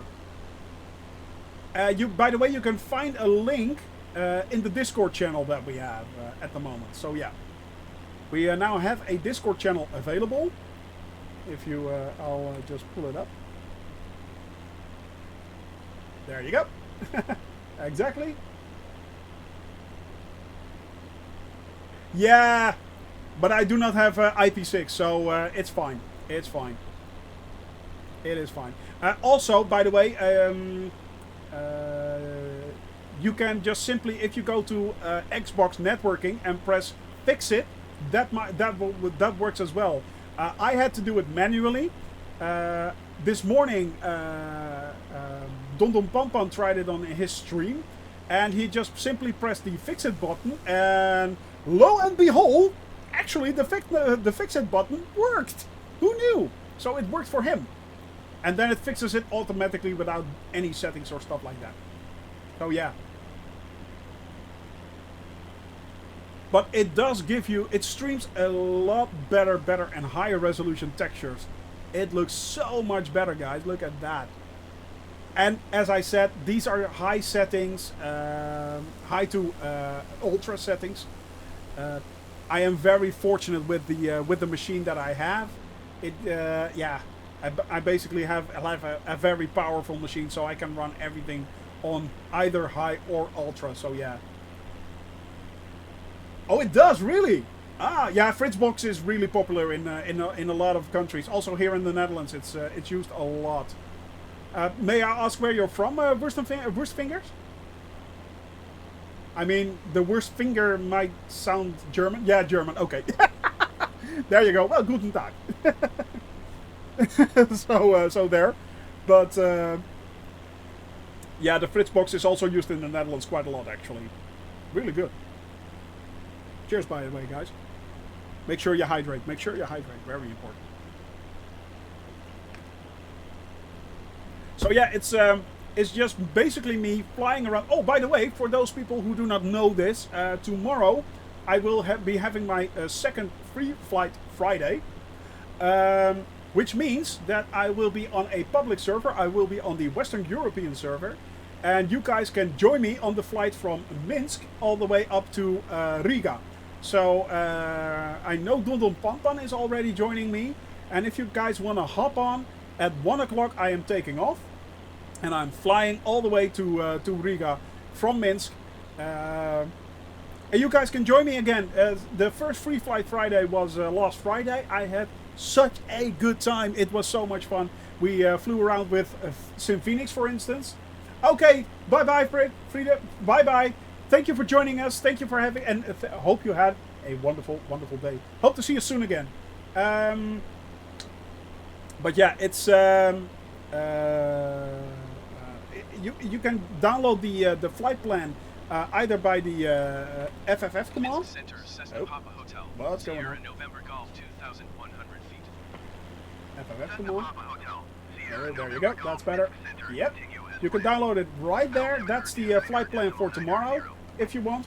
Or go to the Discord channel. It's also pinned right there. And you can basically hop on tomorrow from 1 p.m. to about 5 p.m. I think it's a rather long flight. And yeah, join us. Have a little bit of fun. So last Friday was also a lot of fun. Sim Phoenix was there. He joined us. Don Pampan flew with us. Dragas flew with us. And also Weem was with us. Yeah, it was so much fun. It was a lot of fun, Sim Phoenix. It was a lot of fun.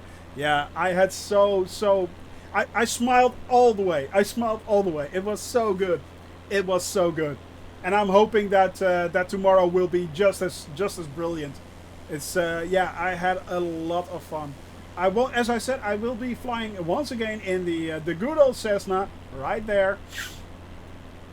But you guys can join with any plane you like. Landing with the boys, exactly. That's the one, Flo. Thank you very much. Landing with the boys, yes. Let's hear it for the boys. Let's hear it for the boys. 80s song. So there, but that was really good fun. Yeah, I mean, that was a lot of fun. That was a lot of fun. I enjoyed that a lot. I enjoyed that a lot. So yeah, it's tomorrow. We're doing that again, and that will be a reoccurring thing for each Friday, as long as I'm flying. So yeah, and maybe we'll be expanding on that. I don't know, but yeah, unfortunately, yeah, that was a bit of a shame. That was a bit of a shame. And was it you who crashed, or was it Dragos? I think it was Dragos. You had to log off. Yeah, you went over to yeah. You had to log off, unfortunately. Yeah. That's right. Yeah, exactly. But yeah, it was a lot of fun, guys. It was a lot of fun. Ouch. Exactly. Ouch, ouch, ouch. Ah, guys, look at that. I mean, it has a lot of issues, this game. It has a lot of problems, but you joined us on Free Flight Friday, mate. So yeah, it's and tomorrow we are doing another Free Flight Friday. So yeah, if you want to join us again, you can download the flight plan, and we'll be having a lot of fun. I will be opening up the server again. I will be flying from 1 p.m. as I said to about 4 or 5. Yeah, excellent. Good to hear, man. Good to hear. So yeah. And Don Don Pampan has given me his livery, so he will be flying in the mouse livery, and I'm hoping that I did the settings correctly, so that his livery will show up. Tomorrow we will be flying over 3 countries. We will be starting in Minsk, then we are heading up. Towards Lithuania to Vilnius, and then we are flying towards the Baltic coast, and from the Baltic coast we will be flying into Latvia, and Latvia we will be landing in Riga. So yeah, it's going to be pretty cool, I think. There are not really actual landmarks, in-game landmarks, but it does look cool. Yeah.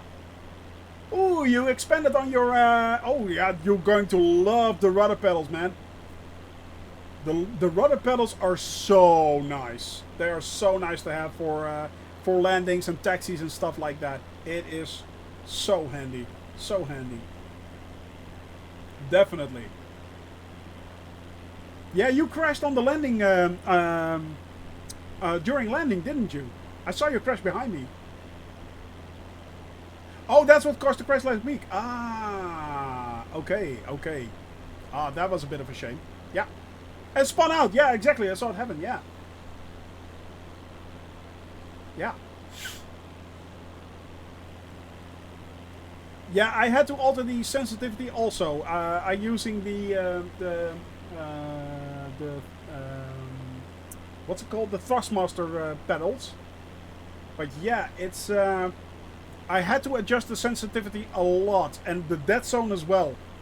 I had to increase the dead zone by quite a bit, actually.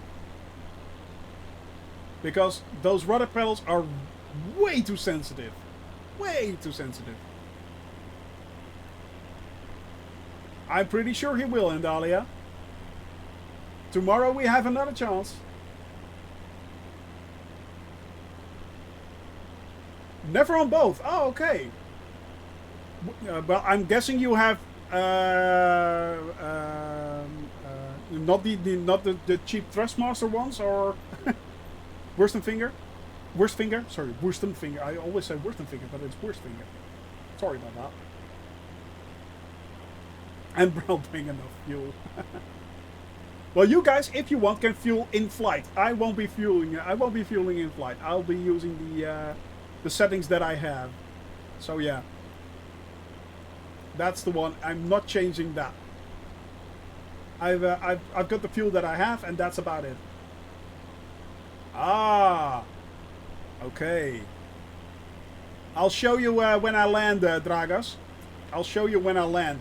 It is really easy to adjust the sensitivity. And I highly recommend you do so. Especially add a little bit of dead zone. Yeah, exactly. Yeah. When I'm in another decade or two. Yes. That's really good stuff. That is really good stuff. That's the more that's the better ones. Definitely the better ones. Now, in my case, I was truly fortunate. I saw that that this game was coming out in, what was it, February? They announced it on the Microsoft Xbox announcement thing. And to me, this game was the biggest surprise actually. So I started to get a little bit of hype for myself, and started to talk about to my wife, Kadilu, who is also sometimes in here. And then she got me the Thrustmaster of the Logitech flight yoke for my birthday in June.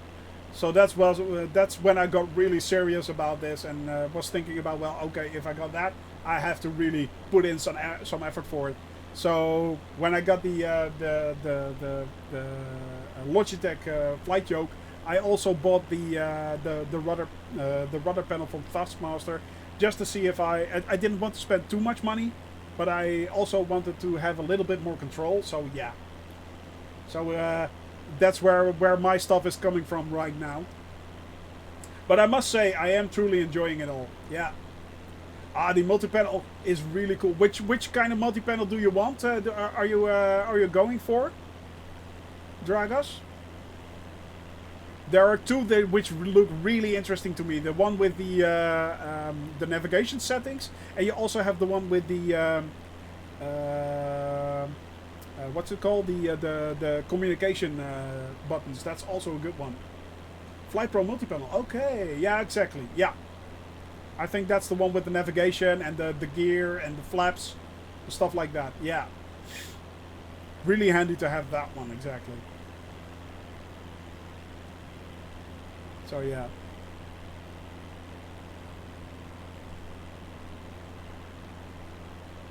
Flying penalty. This place will be. Yeah, but I'm not sure if I want to switch to VR. Although of course it will be really brilliant. Let's face it. I mean, immersion galore. But as I'm streaming this, I'm not sure if it's really fun to just see me go around like that with goggles on. It's maybe not such a good idea. In my case, so for me it's not a must-have VR, although I really am interested in how it looks. But yeah,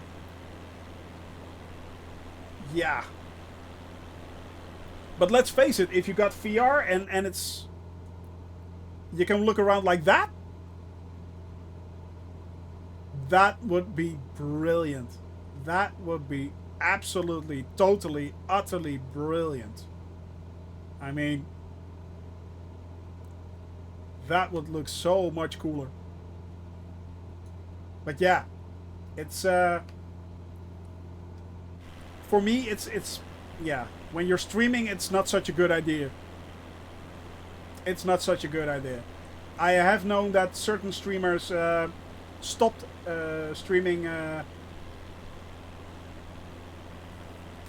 Monoscopic mode. What's monoscopic mode? If you, I'm not sure. Oh, okay, really. Oh, okay, I get it.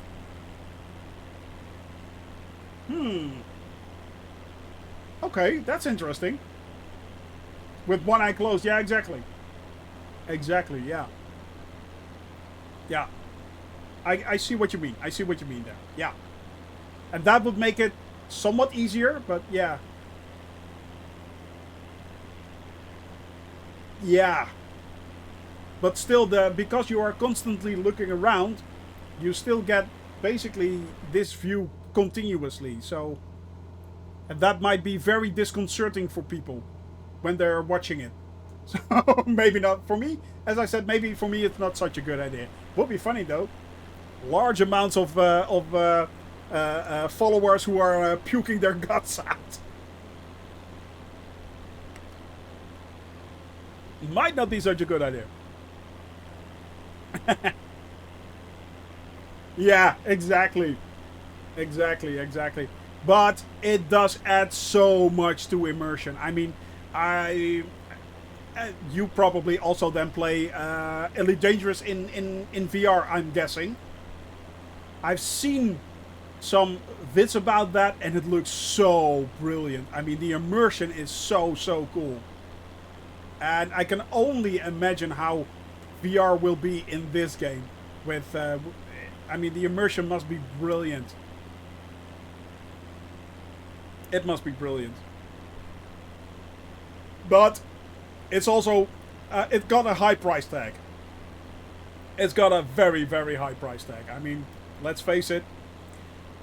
If you want a good VR goggle, if you want good VR goggles, you're basically €1,000 lighter. So yeah, or $1,000. Yeah, exactly. It's also, I think, because you're sitting down, you're in a cockpit environment, so it kind of works. I mean, it's really sometime, yeah, sometime.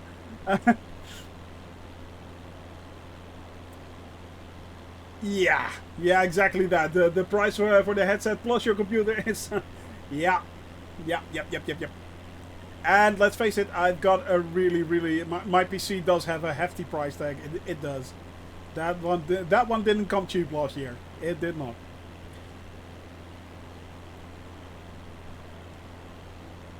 Ooh, it is. It does. Ooh, ouch.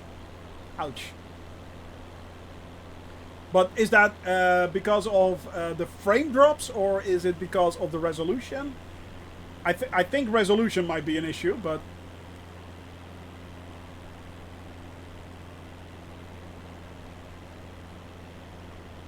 although I did hear that the new index is pretty good actually. And I tried the Oculus when it was still in development. I had a developer's kit on my head. It was fun, but it didn't feel right. I'm not sure how I can explain it, but yeah.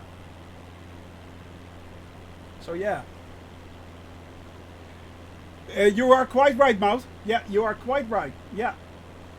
Eat some performance, and yes, even with the index, you still notice that. Yeah, okay, yeah. Yeah, that is quite true. I mean, they still can't compete with either 1440 or 4K monitors, of course. Yeah, that is true. That is true. But there are very large advancements in those fields going on right now. So yeah, they are getting better in a very fast time frame. Which surprised me. I thought I didn't think VR would die out, but I think it would be not that prominent as it is today. To be honest. I mean, I've witnessed the first VR boom, like, what was it, 20 years ago or something like that, which was basically horrible. Let's face it. I mean, the technology for it wasn't ready at all. But yeah, the 80s. It was even in the 80s. Yeah, I remember those really clunky, big, large helmets, which cost, yeah. I know what you mean. Wurstfinger. Yeah, I know what you mean. In those days, I was a little boy as well, and it was like, oh god, that's awesome. If that ever gets as good as it, and I never expected it to be as good as it is right now. I mean, let's face it.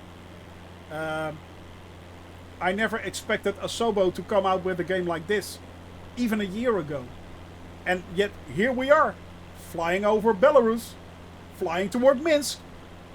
And it looks awesome. Yes, I know it's eye candy. Of course it is. I mean, but look at that, guys. Who'd expected this a year ago? Or, I mean, 10 years ago, nobody expected anything like this. Nobody expects the Spanish Inquisition. Okay, there we go again. But, yeah, it's, I mean, this looks so dang pretty. And this is just, yeah. It's, yeah. Yeah, I heard that there was something going on with Sword Art Online. Yeah, I heard that with VR, but I'm not sure if games like that are really good for VR. Maybe with the you have now the what is it, the treadmill, the VR treadmill or something like that. Maybe with that it works, but other than that, I'm not sure if it works on games on role-playing games like that, RPGs.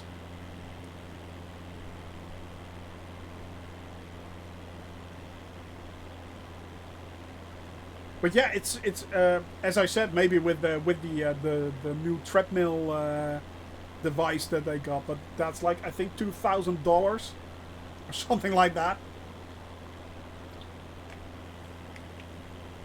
That's really expensive. And it's kind of weird. Although I must admit, and I've said this for quite a while actually, if those treadmills become mainstream with VR, gamers might be the most healthy people on the planet. So yeah. Exactly, yeah. Driving, flying, it's mainly a seated experience, yeah. Exactly, yeah. And you also have to have the room for it if you want to do things like Beat Saber and stuff like that. You do have to have the room for it.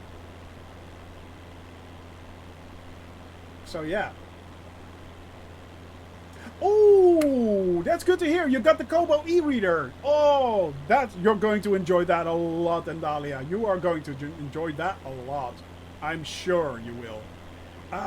Let me have a look because, let's see. Well, I'm looking up something right now. Worst finger. I'm looking up something like that, and that looks really cool. We are ready. That's the one. That's the one. Have a look at that. Have a look at that. And I think that's released a few days ago, I think.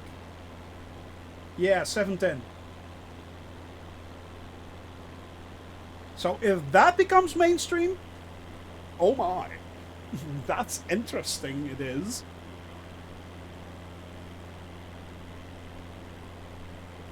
Yeah, it's a development, it's already been in development like 2 or 3 years. And it was based on a Kickstarter, but now they are going to actually produce it. So I always thought it was a bit of a joke. Not sure if it actually worked, but it works, apparently. Apparently it works. And the thing is, it's not that big in your house. So, yeah. Yeah! That! Exactly that! Oh my god! I need...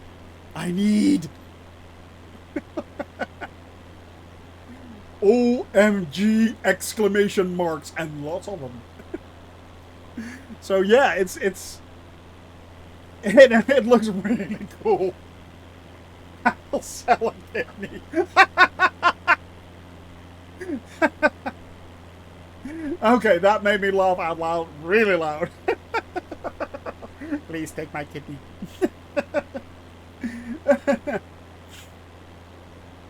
Now, what you do is basically, yeah, you're sliding. Yeah, the shoes are also you also get a pair of shoes with it, and they are sliding into that base basically. but it detects where you're walking, and then you're walking around in a virtual environment. I've heard of people who tested it, and they say it's not as unnatural as it looks. Actually, it's not as unnatural as it looks. They say it's kind of weird. It's kind of weird, but it seemed to work, and that was like a year ago. Yeah, it's like $2,000. It's $2,500, I think. Just that setup. That's not VR included, nothing. So yeah. Not to mention, I'm not sure how much processing power that would actually need. So yeah, I'm out. Hence the selling of a kidney. So there. Hence the selling of a kidney. By the way, guys, we are getting closer to Minsk. We are getting closer towards our goal. As you can see right there, we are nearing our destination. Hey, Zach, good to see you, man. Hope you're having a wonderful day. Hope you are having a wonderful day, man. Hope you are having a very, very, very lovely day. So, yeah. Yeah, exactly. Throwing money at the screen. Take my money! Take my money! Take it now! Need! Yeah, that as I said, this in combination with the VR helmet, if this is breaking through, if this is going mainstream, gamers will be the most athletic persons on the planet. Yeah. Just in the car back from a meeting in London. Ah, okay. Yeah, you said you were going to work with during Dondon's stream. Yeah.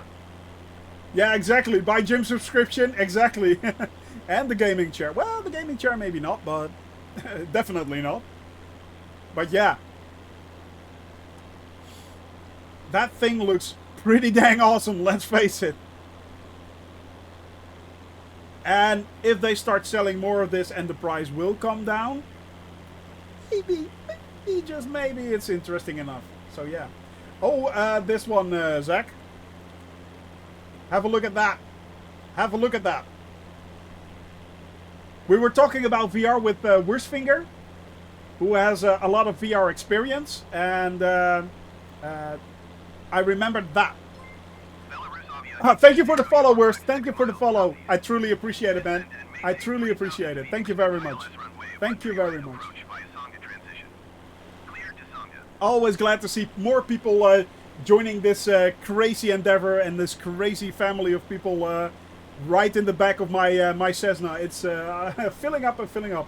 Oh, no problem. If you want to follow, it's all on you. If you don't want to follow and just lurk, fine with me. No problem. It's all on you. Yeah. It's all on you. So yeah. I don't want Google devices, etc. Yeah, me neither. But hey, for now it works. For now it works.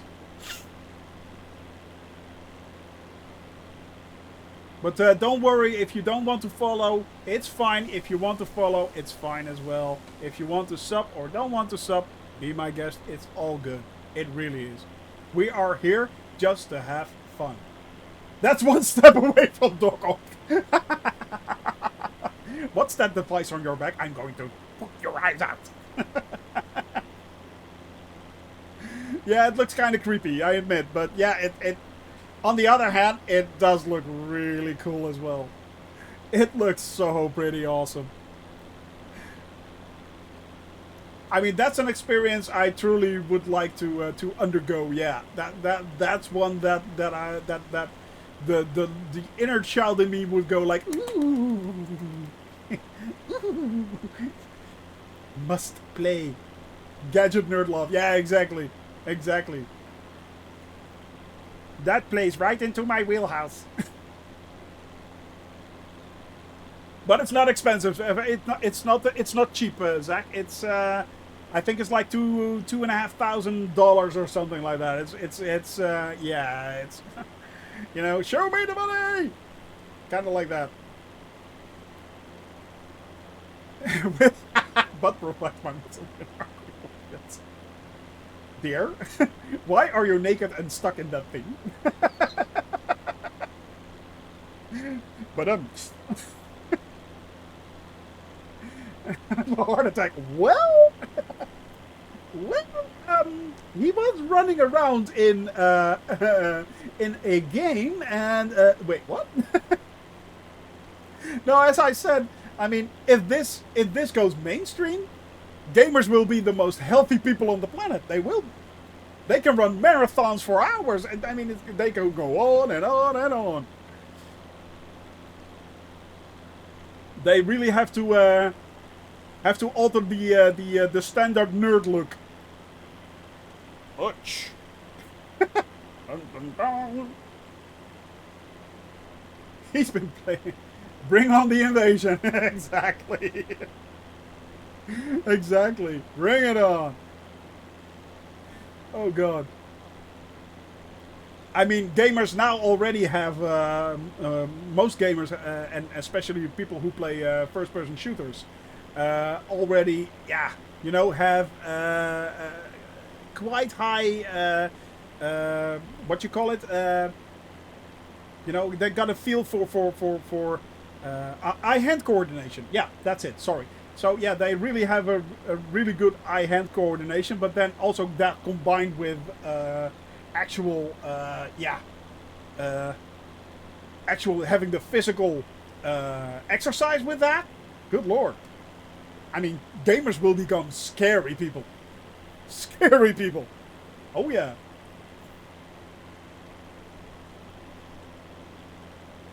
So yeah, it's it's going to be really interesting to watch.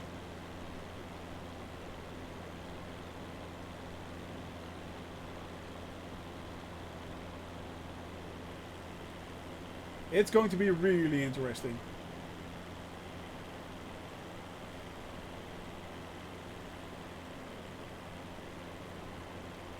What's that link? Yeah, exactly. That's it. Yeah.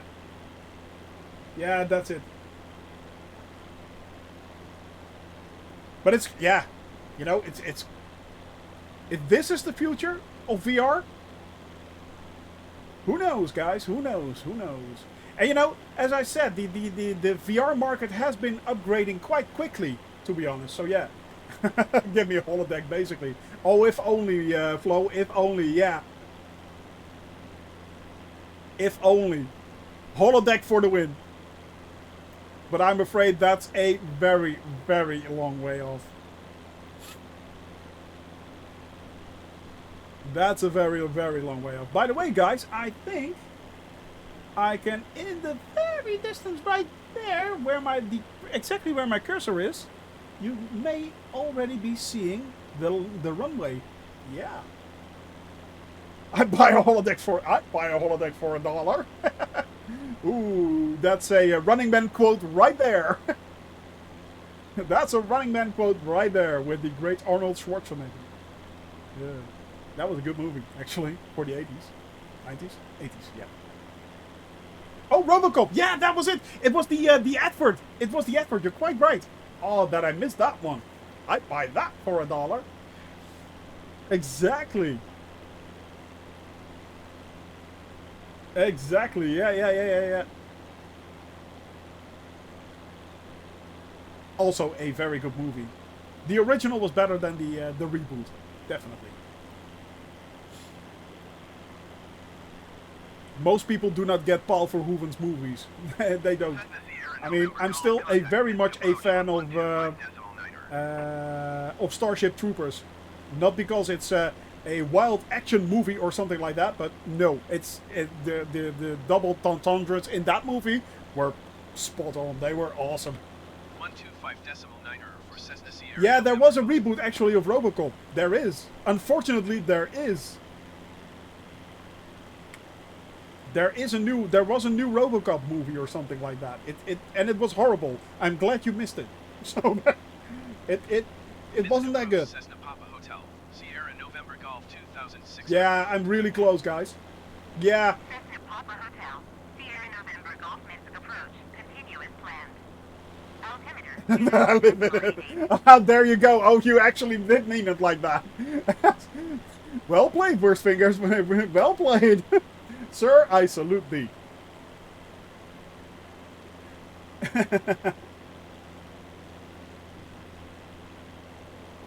Yeah.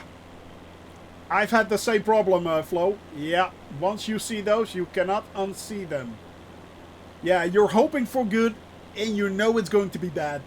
You know, basically like the reboot of the Ghostbuster series with the women. It's not because of they were women. It's because simply the movie was bad. It was bad. The only redeeming quality that movie had was Chris Hemsworth. He was funny actually. With overweight people. I don't know. Very large support structure beneath it? I have no idea. I have no idea. It does look really tiny, yeah. And the vest that you have to put on, I mean, I don't know.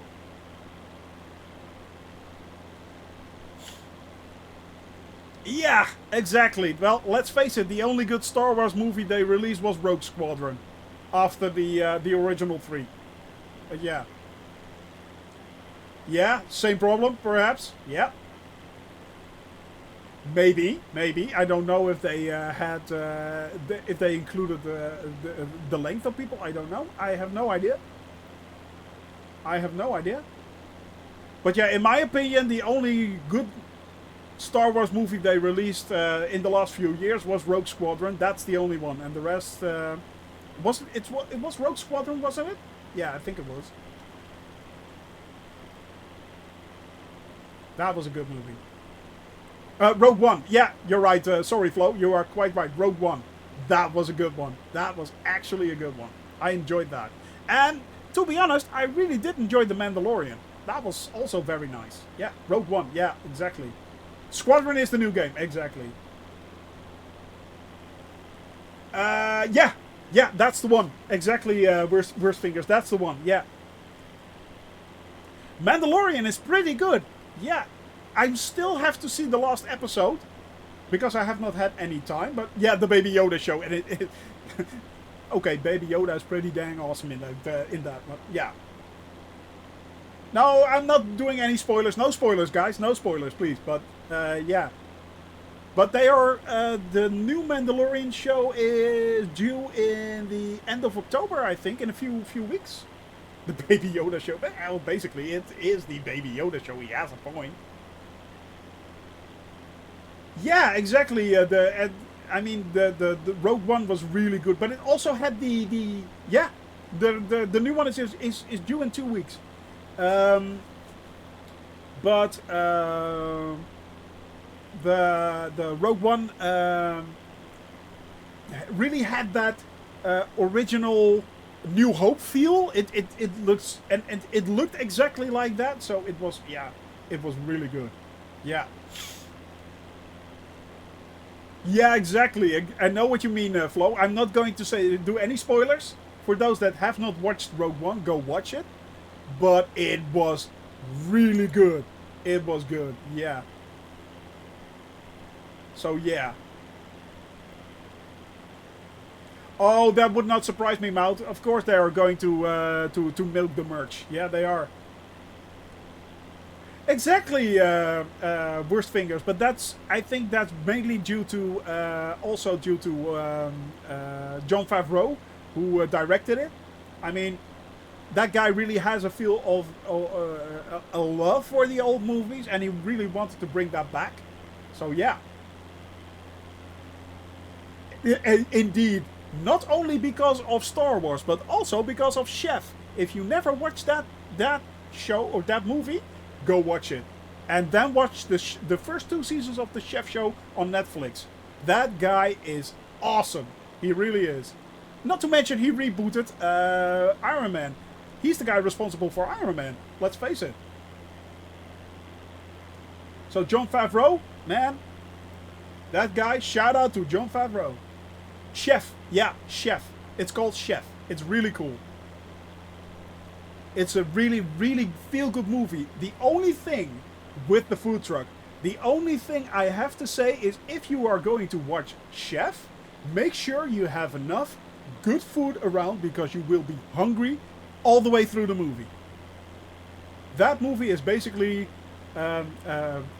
food glorification. I will not use the P word. It's food glorification. It is awesome. It is awesome. So when I'm done with this stream, go watch that. Go watch that.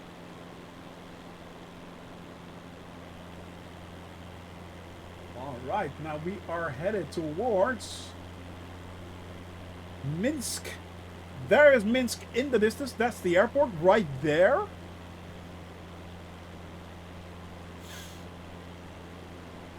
The cooking is amazeballs. Yeah, exactly. Amazeballs. I know what you mean. It is truly, truly a really good show. That's a really good movie also. But Jon Favreau is one of my favorite directors and actors of the last few years. He is such a good guy. He is such a good guy. Let me have a look, guys. I am looking. Yeah. Do we have anything interesting? Well, let's do a fly around Minsk and then head in for a landing. Let's do that. Let's see if we can make that happen. I'm sure we can. I am sure we can. Let's see if we can find a few nice spots of Minsk. Although it is unfortunate that the low clouds are now rolling in right there.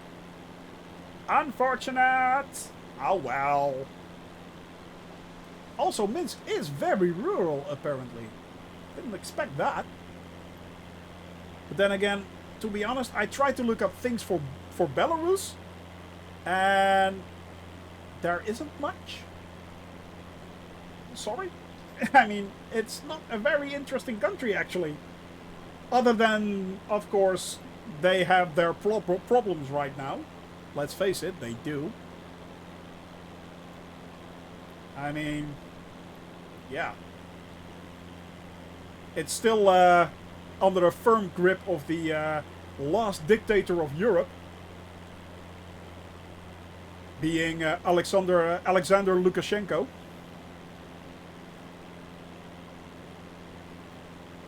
But yeah, it's... Other than that, there's not much I could find about Belarus. Not that much interesting things. Now, we will be landing right there, on this runway. Not sure which way to go, but yet. But let's... you know what? I'll already request a landing permission.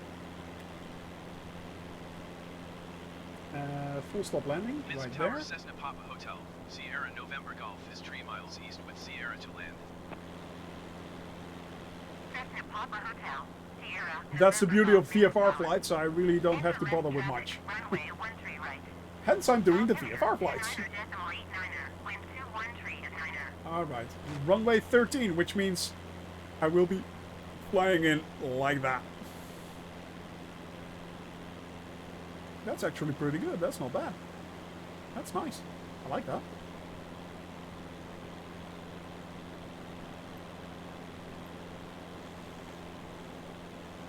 Let's see if we can make this a butter smooth landing. Yes. But first, where's Minsk? I know it's somewhere out there. Somewhere there. Somewhere over the rainbow. Cessna Sierra November Golf, please acknowledge. Yes, yes, yes, yes, yes. I Left acknowledge. downwind runway 13 right, Cessna Sierra Oh, November I Golf. would suck so much with VATSIM. Oh, that would be so bad if I'm going to do VATSIM in the future. That's going to be horrible. Those people are going to ban me straight away. I will be insta-banned. Cessna Sierra November Golf, clear to land runway 13 right. Follow the generic. Yeah, well, they'll probably direct me through the downtown Minsk. Probably. Me knowing? Yeah, that's going to be bad. Slavia 820, turn next tap. Cleared to land runway 13 right, Cessna Sierra November Golf. Let's see if we can... Minsk should be somewhere over there. Or is it over there? Is it there? No. Where am I? Where am I? Flight sim toolkit.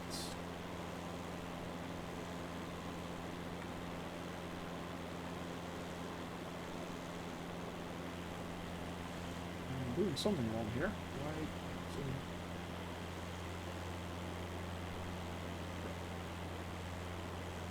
There we go.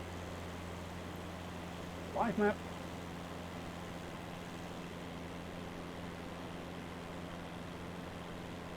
No, none whatsoever. That's why I'm not doing. That's basically why I'm not doing VATSIM first finger. No, that's the main reason why I'm not doing that. Ah, yes, I'm left of Minsk. I am way on the right of Minsk. Yeah.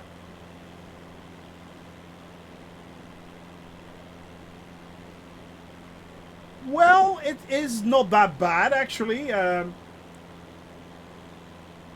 And let's face it, the Dutch were basically everywhere, and we basically tried to rape nearly every country that we were, so yeah. I mean, I'm not a colonialism denier or anything like that. I have no idea, honestly, why that is. I mean, I've always found that really strange why Saint Martin is basically Saint Martin and Saint Martin. It's really weird. To this very day. I have no clue, to be honest. So, either are you going to educate me, or is Flo going to look it up? Who's quicker? But no, is that an actual question, or? Because I don't know either. Is it a trade deal? Yeah, it could be. In those days, that was very common. I mean, let's face it.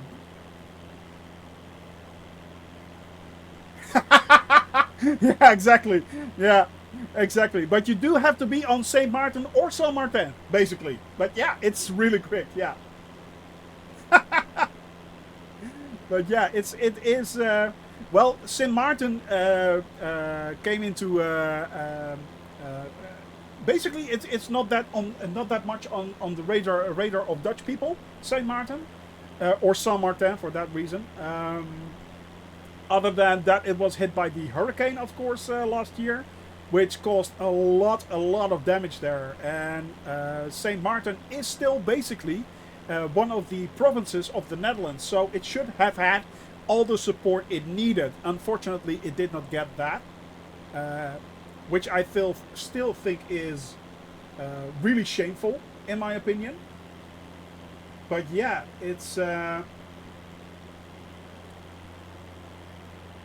think the Dutch government should have done more, to be honest, to get those people there up and running a lot quicker. But yeah, it's.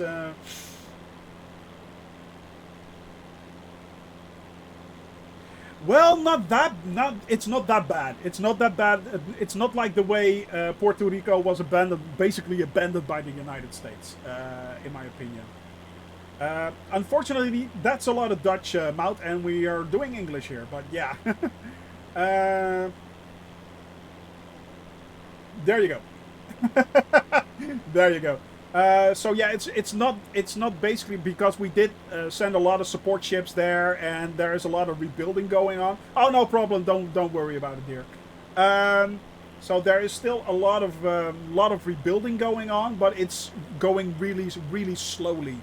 So yeah, it's not like we abandoned them completely or anything. I don't think, but in my opinion, it could have gone a lot quicker if that would have been the case, for instance, in the Netherlands themselves, in a Dutch province.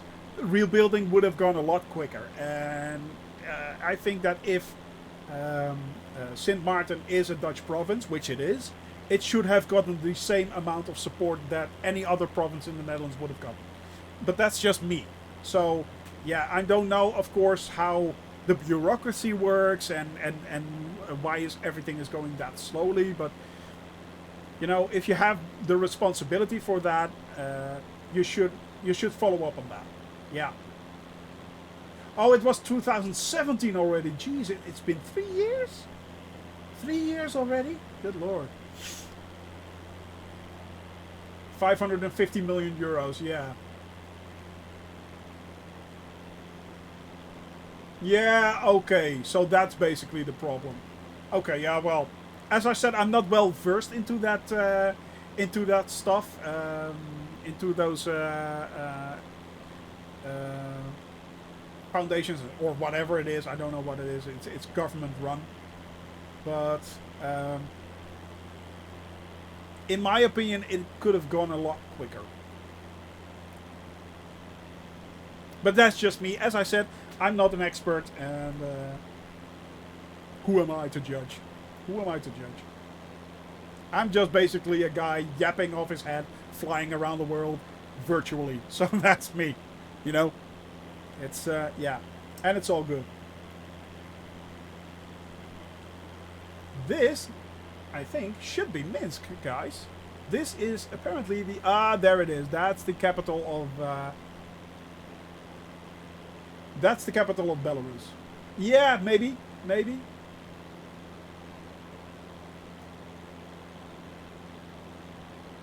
I don't know. I don't know.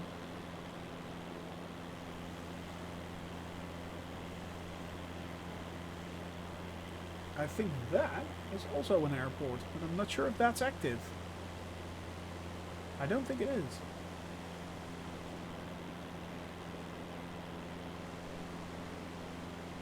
But it does look, it looks very spread out, to be honest.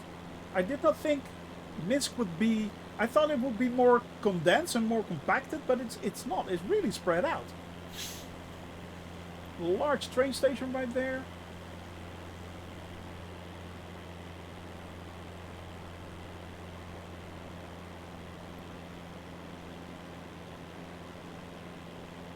That's not that interesting, to be honest. History lessons with Shoney. Yeah, well, maybe, maybe not, you know. Maybe, if we can learn something from it, that's not bad. And as I said, I'm always open to suggestions and you know, it's not bad thing to learn. To keep an open mind. That's not bad. Alright guys, let's head back to the airport. And let's see if we can come in for a butter smooth landing. Let's see if we can come in for a very nice landing, shall we?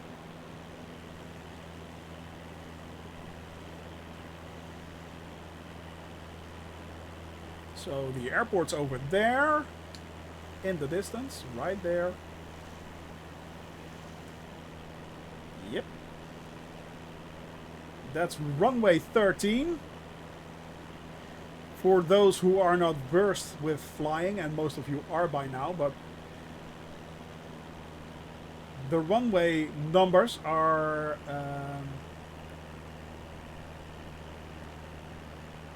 basically the direction of the compass direction where it's on. The degrees of the compass that basically defines the runway. So in this case, it is on 13 degrees. Of 130 degrees actually, so that makes it runway 13. Or in the opposite direction, 31. Minsk Tower, Belarus, Soviet 89er, 2082 miles northwest, inbound ILS runway 13 right approach. Now we are slowly but steadily bleeding off speed. 89er to Minsk Tower. Cleared ILS, runway 13 right approach. Altimeter. And I'm not doing, by the way, IFR landings or stuff like that. It's full VFR, just for the fun of it. I usually take off from a runway, and when I land, I do try to taxi to a parking space. Made a few mistakes with that actually. I landed in the wrong direction once in Copenhagen. That was fun. I also usually have to drive around a lot while taxiing. Also a lot of fun. No. Exactly, that's the clip. That was bad. That was actually pretty bad. That was really, really, really dumb.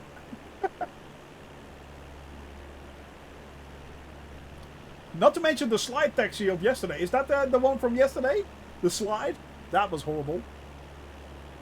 Drifting for show. Yeah, exactly. No, that was that. Yeah, that was yesterday. That was yesterday. All right, guys. Bleeding off more and more speed.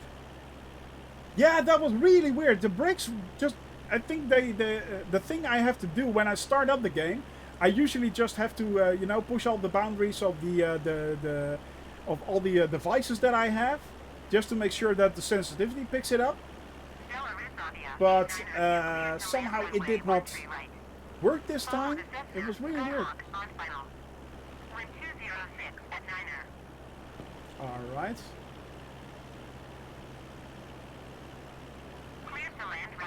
Yeah, you are quite right, but it's more.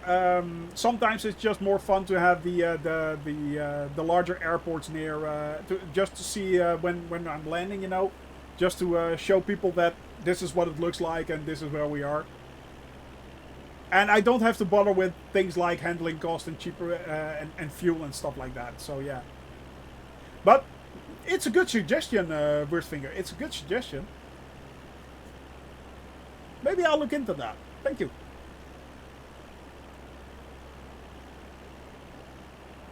Exactly. Aha! Luckily enough, I'm not flying with things like something like on air or something like that. This is just basically me flying around the world. I'm not doing on air. I'm not doing anything. I don't have maintenance. I don't have anything. So yeah.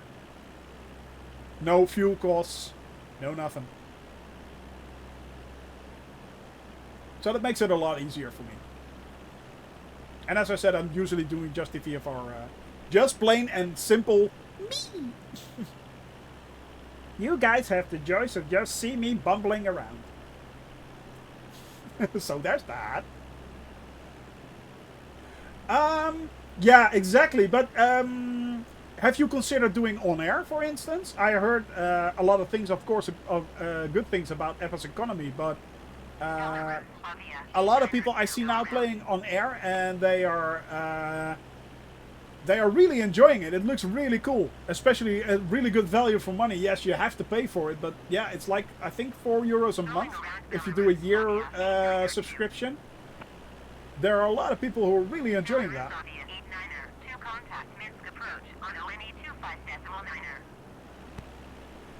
Alright, let's switch to the cockpit view. Yeah, exactly. Going to ONE 25.9er Belarus, Avia 8902. I know, for instance, that Don Don Pampan is using it very actively, and a lot of guys on his stream are also using it, and they are having a lot of fun with it. They are having a lot of fun. Oh, really? Neofly. Okay, that's interesting. Okay, good tip. Thank you for that, Dragos. Thank you.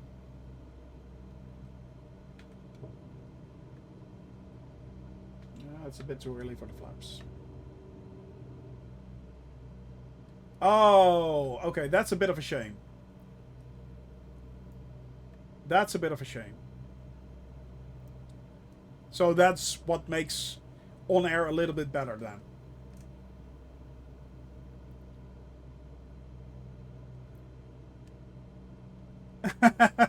Okay, worst finger. Yeah. With the on-air reference there, I just got it. Sorry about that. Was concentrating as well on the landing.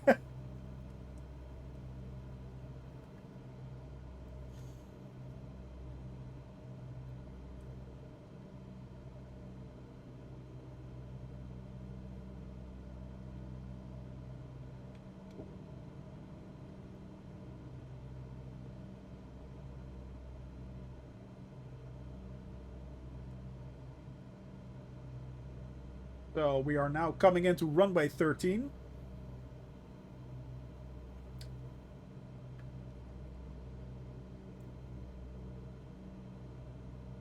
And let's hope we don't get a...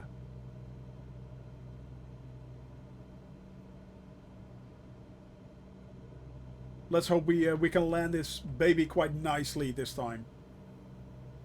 Should be no problem. We are very nicely aligned right now. So that's not bad.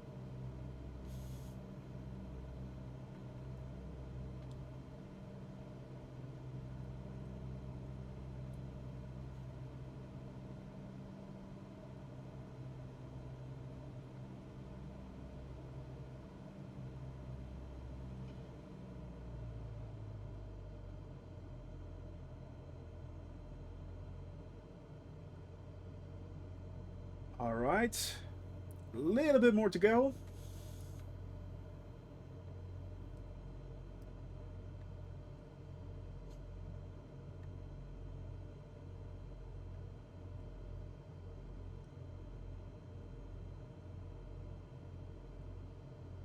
Well, it's also nice that there's a lot of choice, of course, Wurstfinger.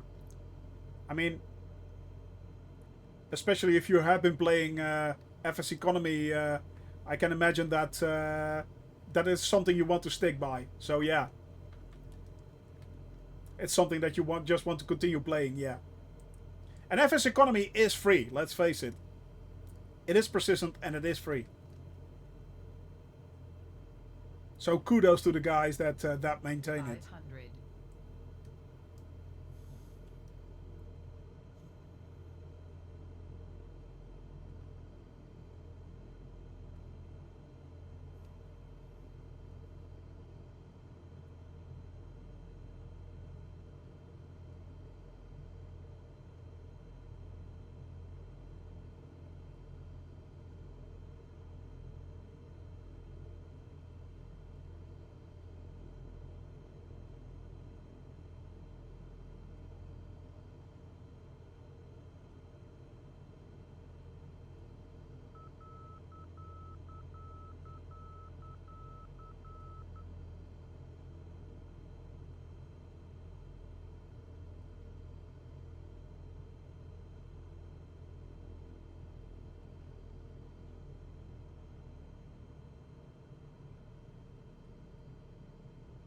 All right, let's bring this baby in.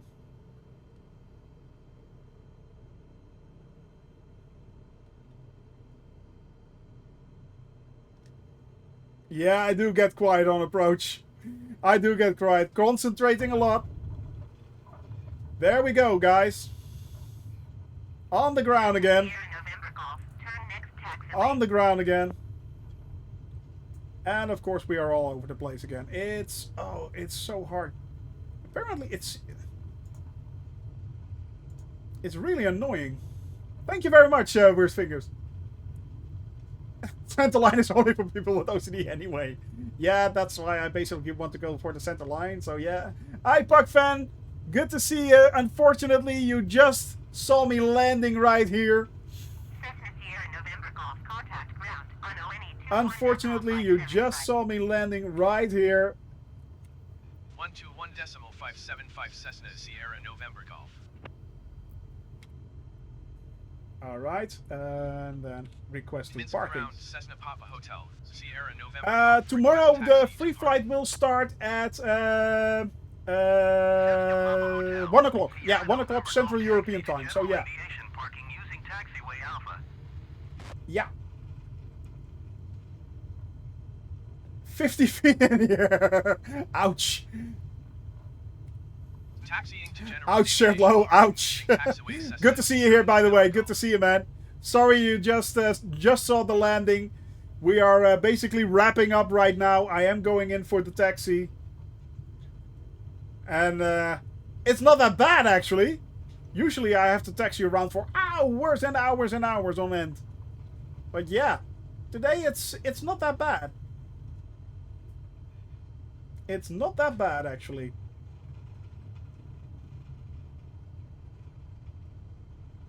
So we are nearly there.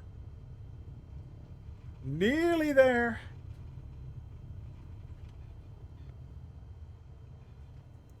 Little bit. And we are done. There we are, guys. There we are. That was a nice landing. That was not a bad landing, actually. All right. Oh, you've been lurking for almost an hour. Well, good to see you here, man. Good to see you. Glad you're here, man. Yeah.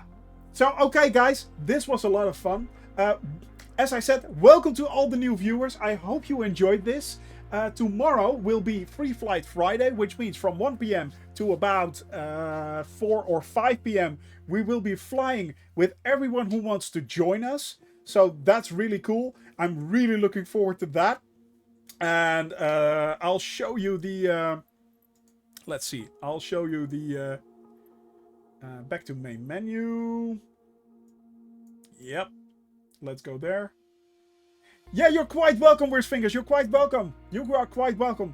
Hope you had fun. Hope you had fun. And as I said, I will be here on Wednesdays, Thursdays, and Friday. Well, tomorrow's flight, I'll show you guys, will be... Let's go to the flight plan right there and load that one up, because I already got it covered. As I said, 3 hours and 25 minutes. We will be starting from Minsk, fly over Vilnius, then onto the Baltic coast, up to Latvia, and then onto Riga right there, where we will be landing. So that will be our tomorrow flight. I hope you all had a lot of fun. I hope you had a lot of enjoyment. I hope you had a lot of smiles and a lot of laughs. That's the most important thing. Also, I hope you guys have a wonderful afternoon. And I hope to see you tomorrow. Lots of hopes, but who knows? I hope to see you guys tomorrow, and hope you guys will join me either on stream or in flight, because that's an option. So yeah. Oh yeah, the rudder sensitivity. I was indeed going to show you that. Yes, I was. Let's go there. Options. And then if you go to the, in my case, the T rudder, you see the sensitivity right there. Now, I already have it set, of course, but if you start to push them around, I have my dead zone at 5%, sensitivity at 50%, and that basically works for me. So yeah, that works for me. Other than that, the axes are for the X and the Y axis are for the brakes. As you can see them, I can push them either or separately, and well, that's the rudder dead zone right there. So I hope you guys, of course, Puck fan, of course, always, as I said, I hope that everyone who comes here has a lot of fun, has a lot of enjoyment, both of the game, of the community, and, well, just basically laughing at me while I bumble around in the sky. So there's that. So yeah, just check them out. You know, make sure you fiddle a little bit with the sensitivity with the dead zone. It's this one, the Z axis. That's the most important one that you're looking for. So that's it. Yeah, and fingers crossed that you will have a good landing tomorrow, man. Because yes, that's when I will be seeing you guys. And as I said, I'm hoping you're having a lot of fun. Unfortunately, no raid today as well. I have to go. But maybe tomorrow we'll be doing a raid again. So unfortunately, guys, see you tomorrow.